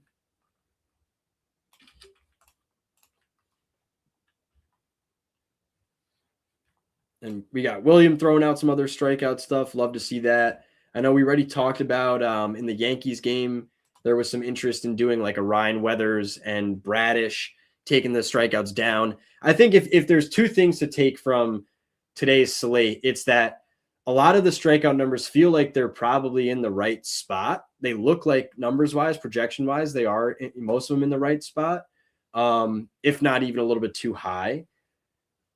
So I either want to take a few parlays with some of these guys, take them down a strikeout.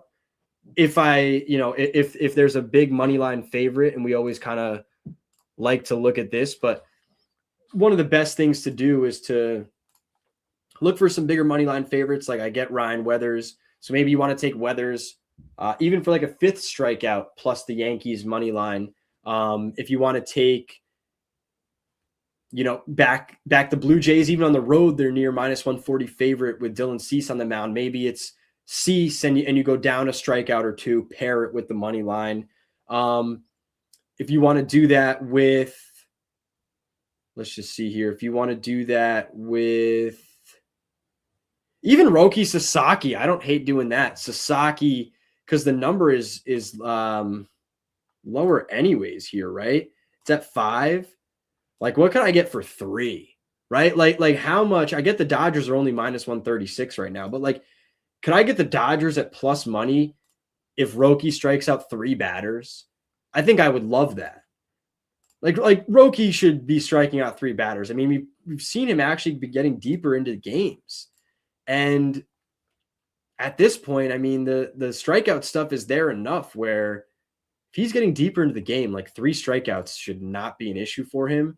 Now, don't get me wrong. The number on 3 is juiced, but if you've heard me say anything, oh, come on.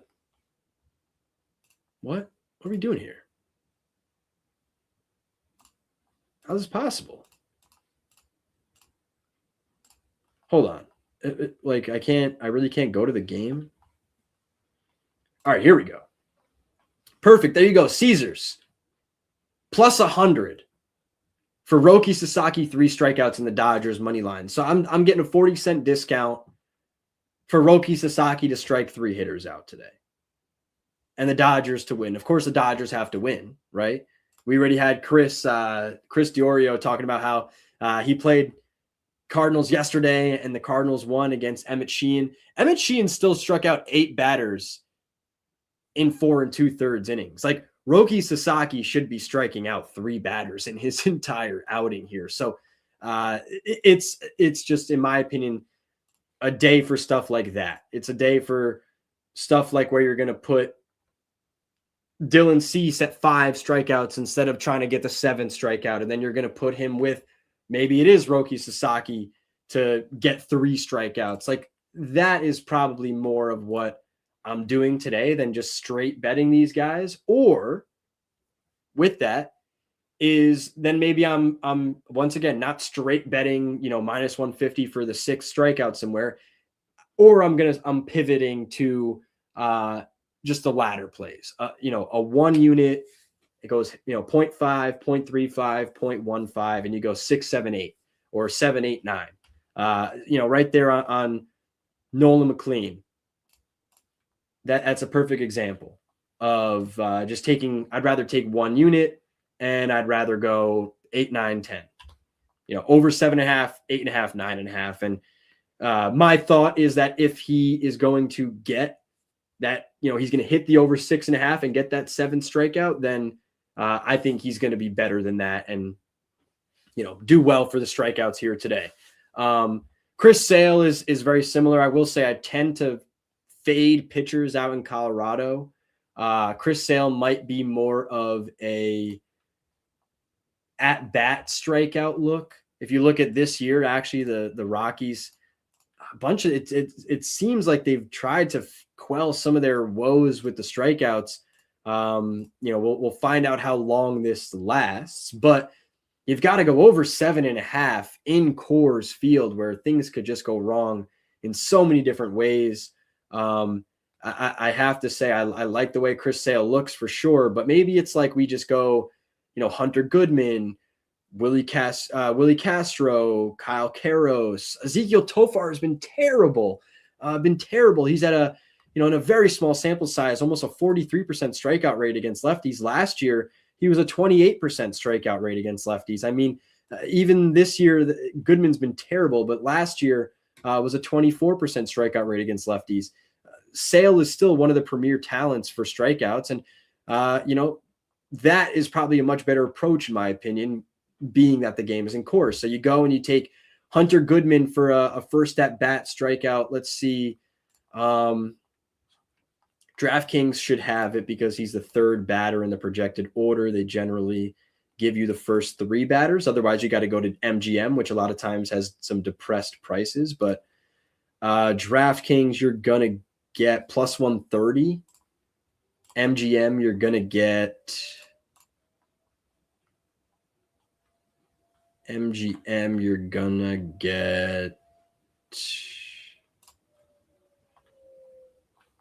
come on. Should have had it pulled up. My bad. 165. Wow. 165 for Hunter Goodman to strike out against Chris Sale first at bat. Like I said, he's been terrible for the strikeouts so far against lefties. 165 is way better than I thought we were going to get. Let me just give you the numbers. Maybe I should bet this before everyone overruns me. But yeah, I'm going to at least bet on it. At least throw down a little bit. Hunter Goodman plus 165, huh? Plus 165 for the first at bat strikeout. The splits, righties and lefties. I mean, he's had 29 plate appearances. Listen to this. So I'm sorry, 30. He's had 30 plate appearances against left-handed pitching this year. He struck out 14 times. I mean, plus 165 for somebody that's near 50% rate. We really don't get that very often. So I like that one a lot. And as I mentioned, it would be the other guys like Castro, who's at, 30+%. Karros is almost 30%. Tovar over 40% against lefties. If you look at him last year, Karros, in a small sample size, almost 24%. Castro was much better last year, under 20%. So maybe there's some regression coming for him. He hasn't actually struck out as much over the last few games. So maybe you pass on Castro, but Goodman and Tovar for sure. I didn't even look at what the price was on Tovar here. MGM is going to be the only one that has Tovar right now, and he's plus 165 as well. So I'm going to play each of those for a half unit. And each of we got Tovar and Hunter Goodman first at bat strikeouts against Chris Sale. That's probably the only way I'd want to go, I guess. Hopefully, I'm hoping you take this stuff with you and keep using it. It's like in a day like that where, okay, you've got Chris Sale or Tyler Glass now or somebody else that's a really great strikeout talent in Coors Field or in a tough environment. Maybe it's windy Wrigley or something like that, right? Like a tough environment. You can still bet on their strikeouts, but one way would probably be, just like as I said, the at-bat. But the other way is maybe like this, Hunter Goodman, 2 strikeouts in the game. It's plus money. It's plus 113 for Hunter Goodman to have 2 strikeouts in the game here against Chris Sale. I mean, if you look at Goodman, last 6 games, he's got 1 strikeout and then 3, 0, 3, 2, 2. So he's hit this in 4 of his last 6. Now goes up against a solid strikeout pitcher in Chris Sale, a lefty who is the southpaws or who he's had bigger issues with for strikeouts, especially this year, but over right and left. Like plus 113 for 2 strikeouts in the game. You've still got elite arms at the back end of the bullpen there for the Braves that could strike him out later in the game. And it doesn't have to be Chris Sale. It could be anybody that could give, additional strikeouts here. So I think I like that plus 113 for Hunter Goodman to have 2 strikeouts as well. Even Tovar, let's see just real quick. What has Tovar been looking like? Last 7 games here. Actually, his last 4, he's been fine. 1-0, 1-1. But the 3 games before that were all 2-2-2. So he's definitely having a rough go of it. He's plus 172 to have 2 strikeouts here tonight. Again, you're getting Chris Sale. And I think those 2 ways would be the way that I would do it. So 2+ for Goodman, 2+ for Tovar is plus money on each of those. And then you get plus 165 on each of them to strike out in the first at bat. I like both of those angles on Chris Sale versus the full game over 7.5 in Coors. Who is this? Oh, he's talking about Emerson Hancock. I didn't realize Randy Johnson retirement ceremony is tonight in Seattle. That's cool. I'm gonna have to throw the game on and tune into that for sure. That's gonna be sick.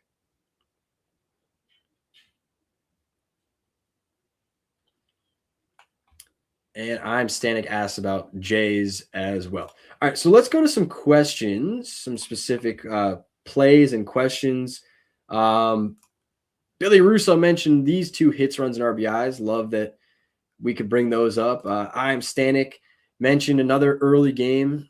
Let's go back to the early window here. He's got Jose Ramirez against another lefty, as we've seen. Ozzie Albies and Jose Ramirez are the guys against lefties that we definitely like to play hitter props for. So you get Jacob Lopez.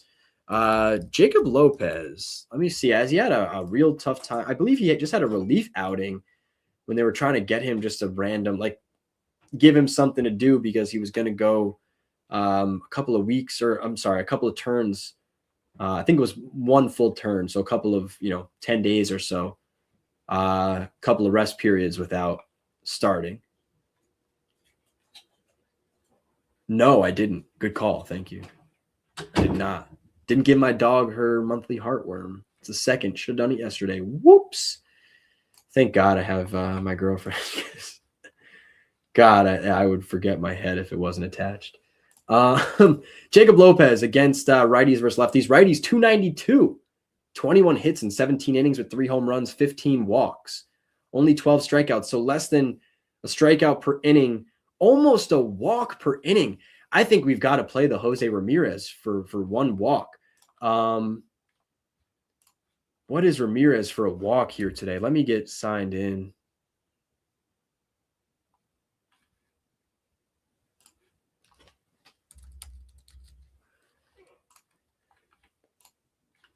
Jose Ramirez for a walk here today. And Ed, I appreciate the comment here, Ed, talking about the Cubs and the A's on the first 5. I would say, I guess the lean is to the Cubs in the first 5, but I almost get a bit worried that game is going to be like 1-0 or 0-0. Excuse me. I don't like Ryan Nelson. He did get knocked around when it didn't include the long ball. So I would definitely side with the Cubs, in that case. But just with the weather, I've got a sneaking feeling that if he's not giving up fly balls that are going out of the stadium, I don't love that could be like a lower scoring. You got to think about it from this perspective of you're only getting 5 innings and you have to have the lead, right? So if you think it's going to be lower scoring, it's kind of tough to put yourself in the position where you need to have the lead versus a money line where, you could still push at 0-0. Like I have to have the lead now. And I think it's going to be a lower run scoring environment. So I do side with the Cubs. A's, I think I'll pass on. I don't love Slade Ciccone, but I think Jacob Lopez actually could get hit up or have some issues against these righties. Let's see what that number is on Jose Ramirez for 1 walk. And I did just put those 2+ strikeout bets in on Goodman and Tovar. And let's see what Jose Ramirez to walk would be. I'm just surprised to see so many walks. And maybe I'll look at the game logs real quick. 5-5, 3-4, 2-2. But he did walk. He walked 2 in an inning. His relief outing of 25 pitches, 1 inning, he still walked 2 batters. I was going to say, he's been getting better. But, I mean, yeah, he had a 5 1/3 where you walked 2 batters. But it was still 4-3, 5-5. Before that, that's rough. All right, let's see.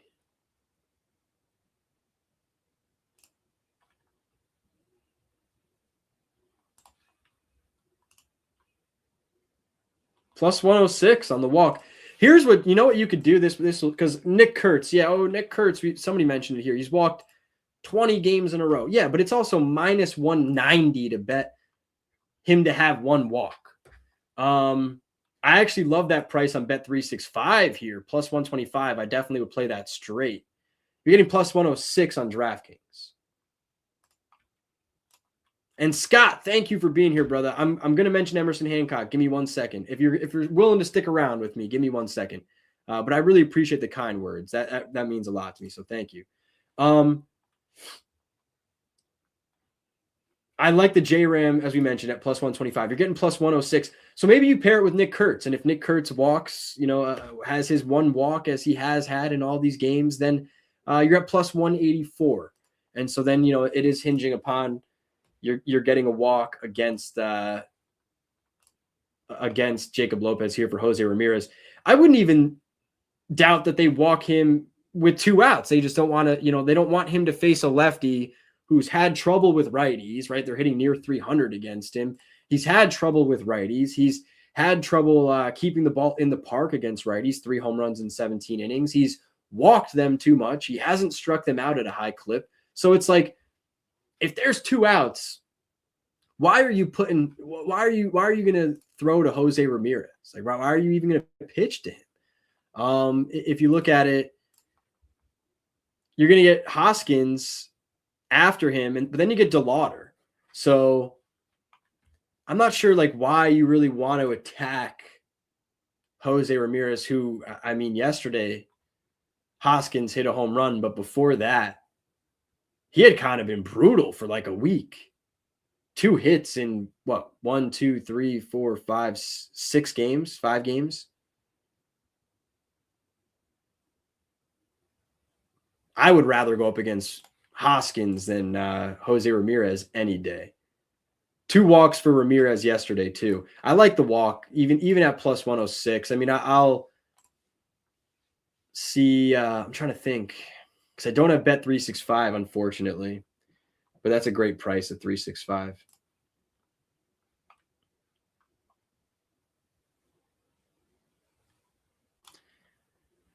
All right. Well, hey, William, I appreciate the kind words as well. He said, adding on, great show with no early edge on weekends, right?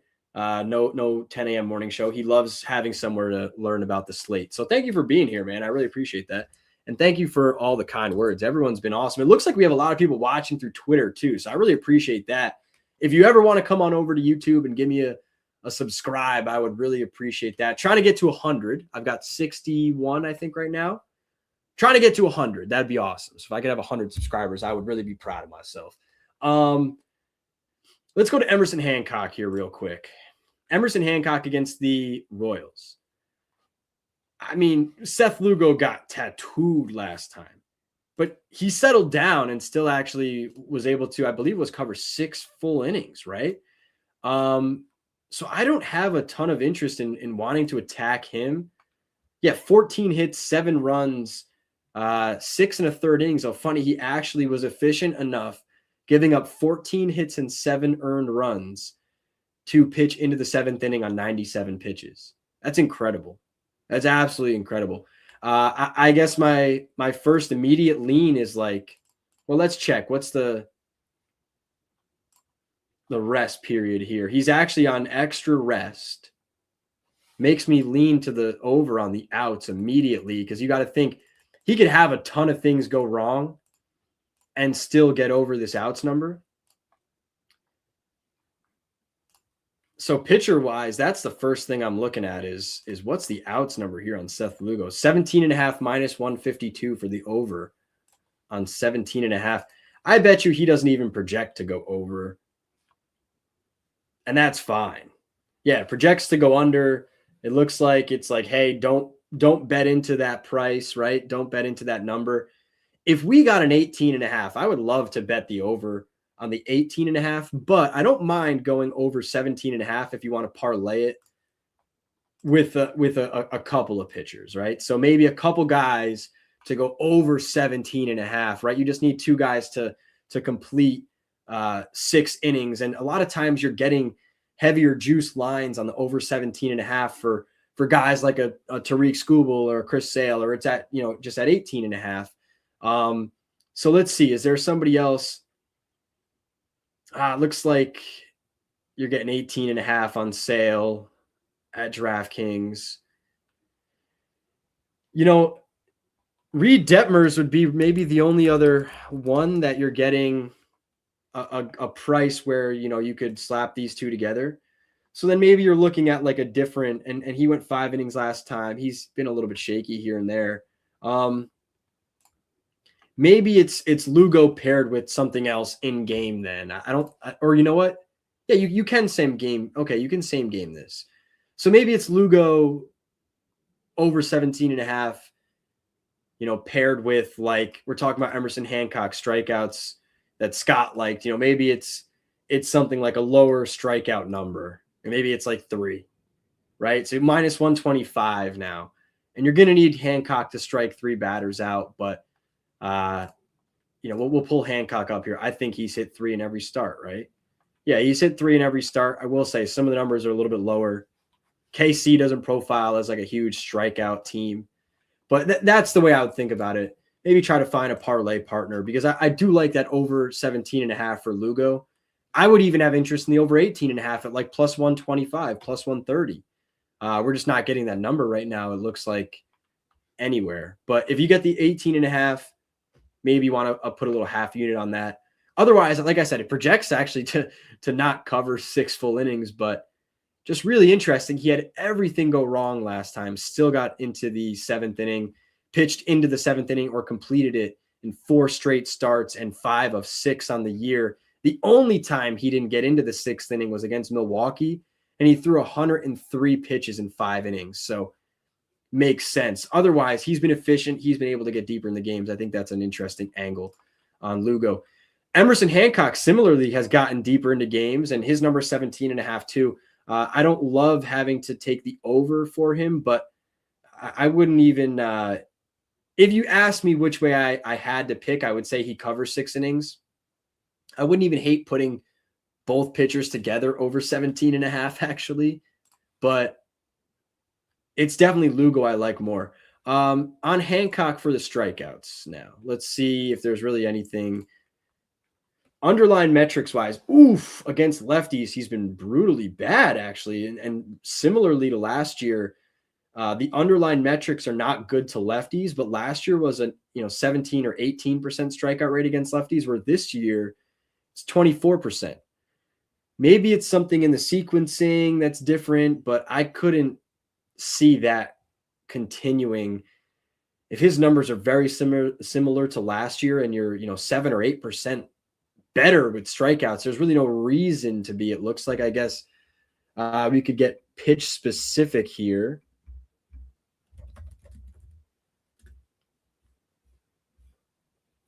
Pitch specific. So the 4-seam is up 6% whiff rate. The sinker is pretty much the same. He's actually just pulled the sinker usage up a ton, and he's drawn the fastball usage back. Oh no, I'm sorry, I flipped that. Sinker was 38% last year. Sinker is 26% this year. Fastball was 26% last year, now 38. So he's, or 36, or I'm sorry, 33.8. Geez.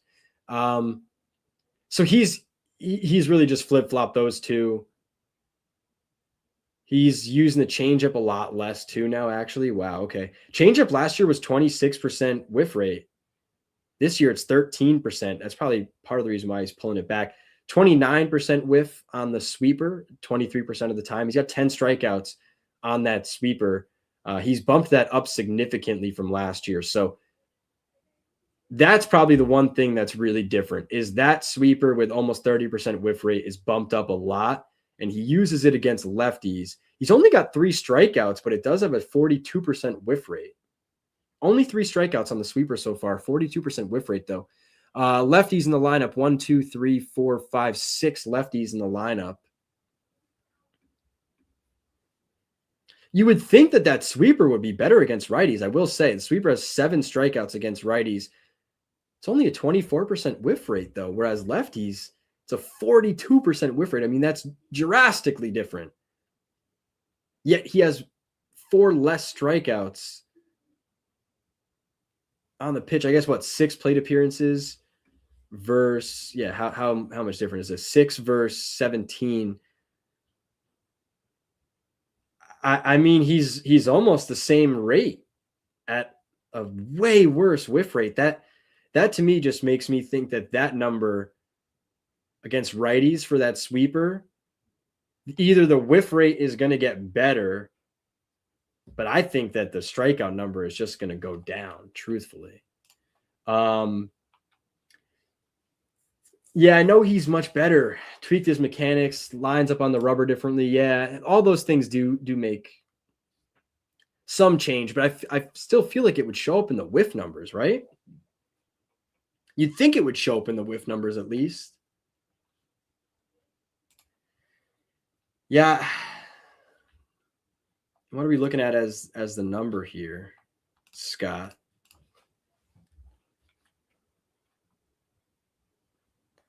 And Scott, this may end up being one where like you're just totally correct.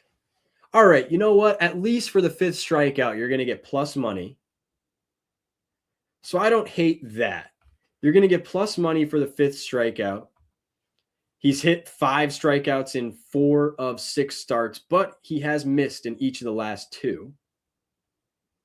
So it makes you think maybe some of those numbers are coming back, right? The 9 strikeout performance early in the season is really an outlier from the 5, 5, 6, 3, 4. That's much more the range he's in. So truthfully, the number is kind of right in the middle of the range, maybe slightly high. He did strike out 6 guys in San Diego. That's interesting. You know what? I lean to the over, especially at the price, Scott. You're getting even money for a 5th strikeout. I definitely lean to the over there. It's just really interesting how, like, you'd have to think he's going to regress here. Yeah, the value on 5 is definitely there. There's definitely value there. Just makes me think he's probably due for more regression than like progression. Like he's probably not going to be firing off a bunch of 8 and 9 strikeout performances again. It's probably much closer to like the 4 and 5s. But really interesting stuff on the numbers against lefties. 42% whiff rate on the sweeper really does play, and you're going to get what's likely 7 lefties in this order here. And I mean, 3 of them in the heart of the order: Jensen, Caglianone, and Collins. 28% or worse in terms of strikeout rate against righties this year. Everybody else has been under just about 20%. Kyle Isbell is at 21%. Yeah, that's the one thing that looks like the major improvement for him against lefties that maybe isn't showing up just yet in all of his underlying numbers here. But yeah, it's really just on that sweeper against lefties, Scott. If he can lean into that sweeper against lefties here, he should get 5 strikeouts. Hey, let's throw this one up from Anderson Andrews. Yankees money line, Weathers 5 strikeouts, and Rice on the hit run RBI. Yeah, I like that one. We're ready on Ben Rice -120 for the hits, runs, and RBI. And Ryan Weathers 5 strikeouts in the Yankees money line is something that I definitely endorse. I think that is one of the best ways to play a lot of these games here is find the pitcher potentially with a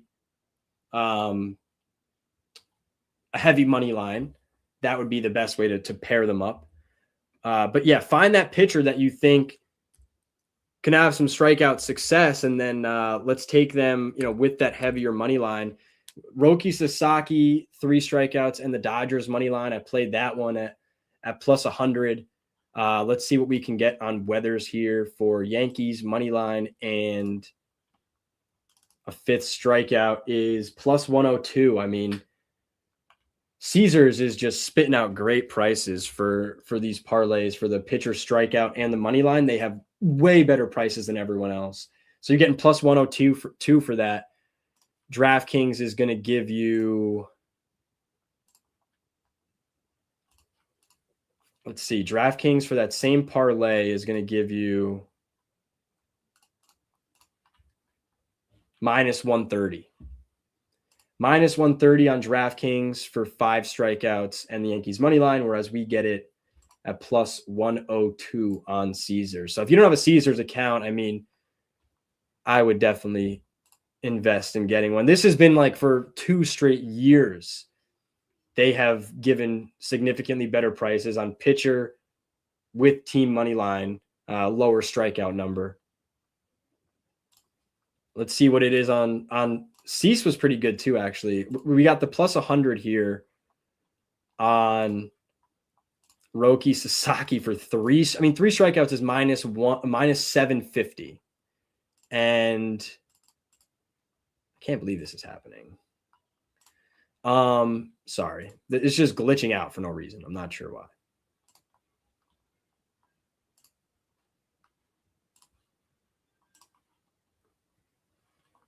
So I know that the money line for the Dodgers is not a heavy money line, but don't bet the Dodgers -135 today, in my opinion.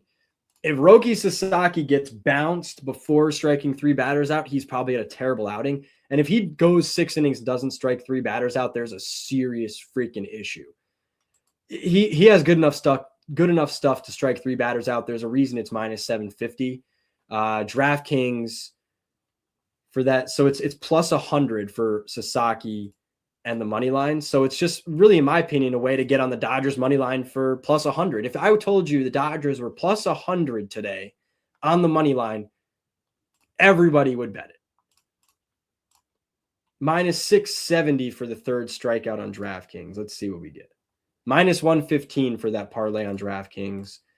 I'm sure FanDuel is probably similar.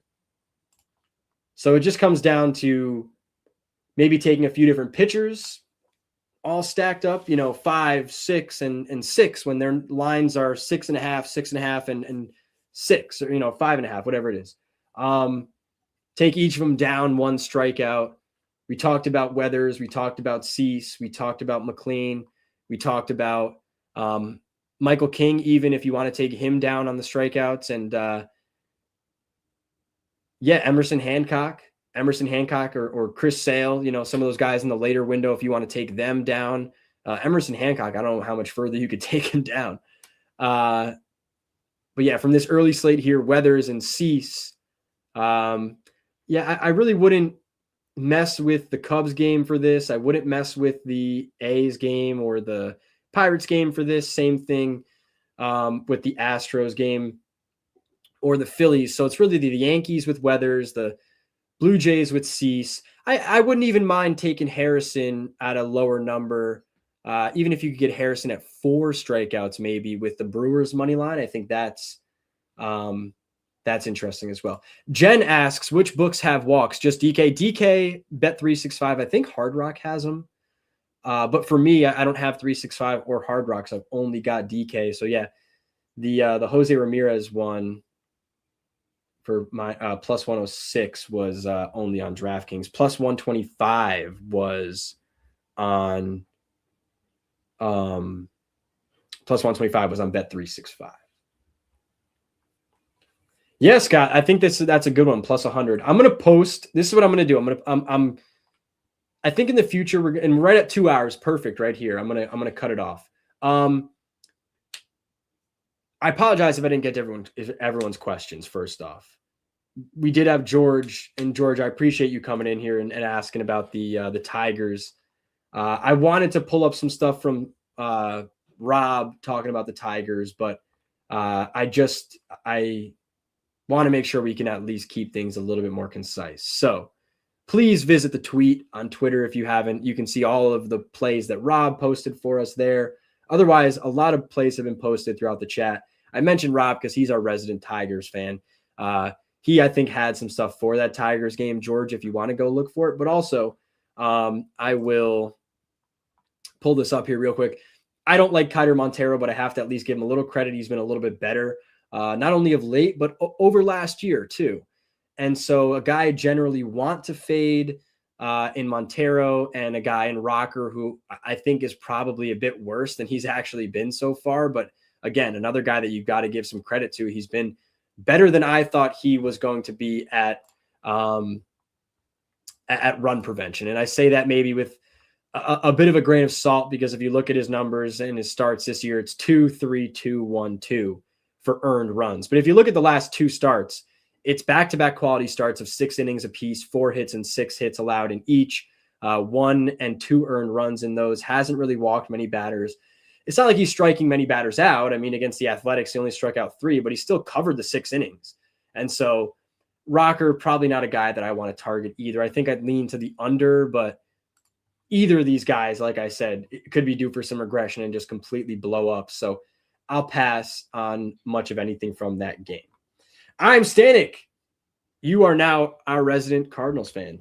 So thank you for being here and always giving some good plays or questions and always engaging. I appreciate you. I really do appreciate you. And Rob, as I talk about the Tigers game, Montero is facing some tough lefties that he says here. And if we want to look at Kaider Montero against the left-handed batters, 228 versus 205 against righties, 2 home runs in 15 innings against lefties. But this is what I was referencing. He was much worse last year, 282 against lefties last year, 255 against righties. So I have to give him some credit. Like, he's at least improved a little bit. He probably regresses back towards that 282 a little bit. I'd have to think he's probably not going to be go from 282 to 228. But maybe somewhere in like the 240. Like I think he could significantly cut how bad he was against lefties last year too. So maybe somewhere in the 240 range.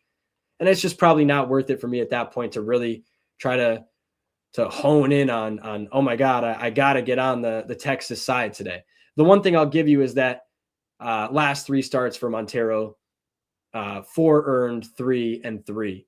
So he's allowed at least three runs in each of his last 3 starts. We backed the Rangers yesterday on the team total. So that's probably the only thing that I would really be all that interested in is Rangers on even the first 5 team total, because we've given up 3 in each, but first 5 or even just the full game might actually behoove you because Detroit's been struggling with their bullpen.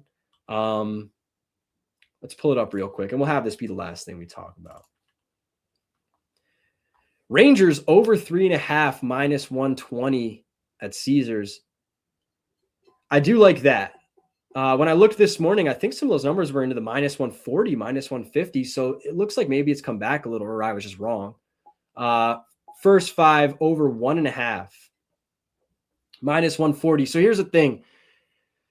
Montero could also just rip off like 6 innings of 1-run ball and you get frustrated. So I would much rather take the over 3.5 for the full game at minus 120 here.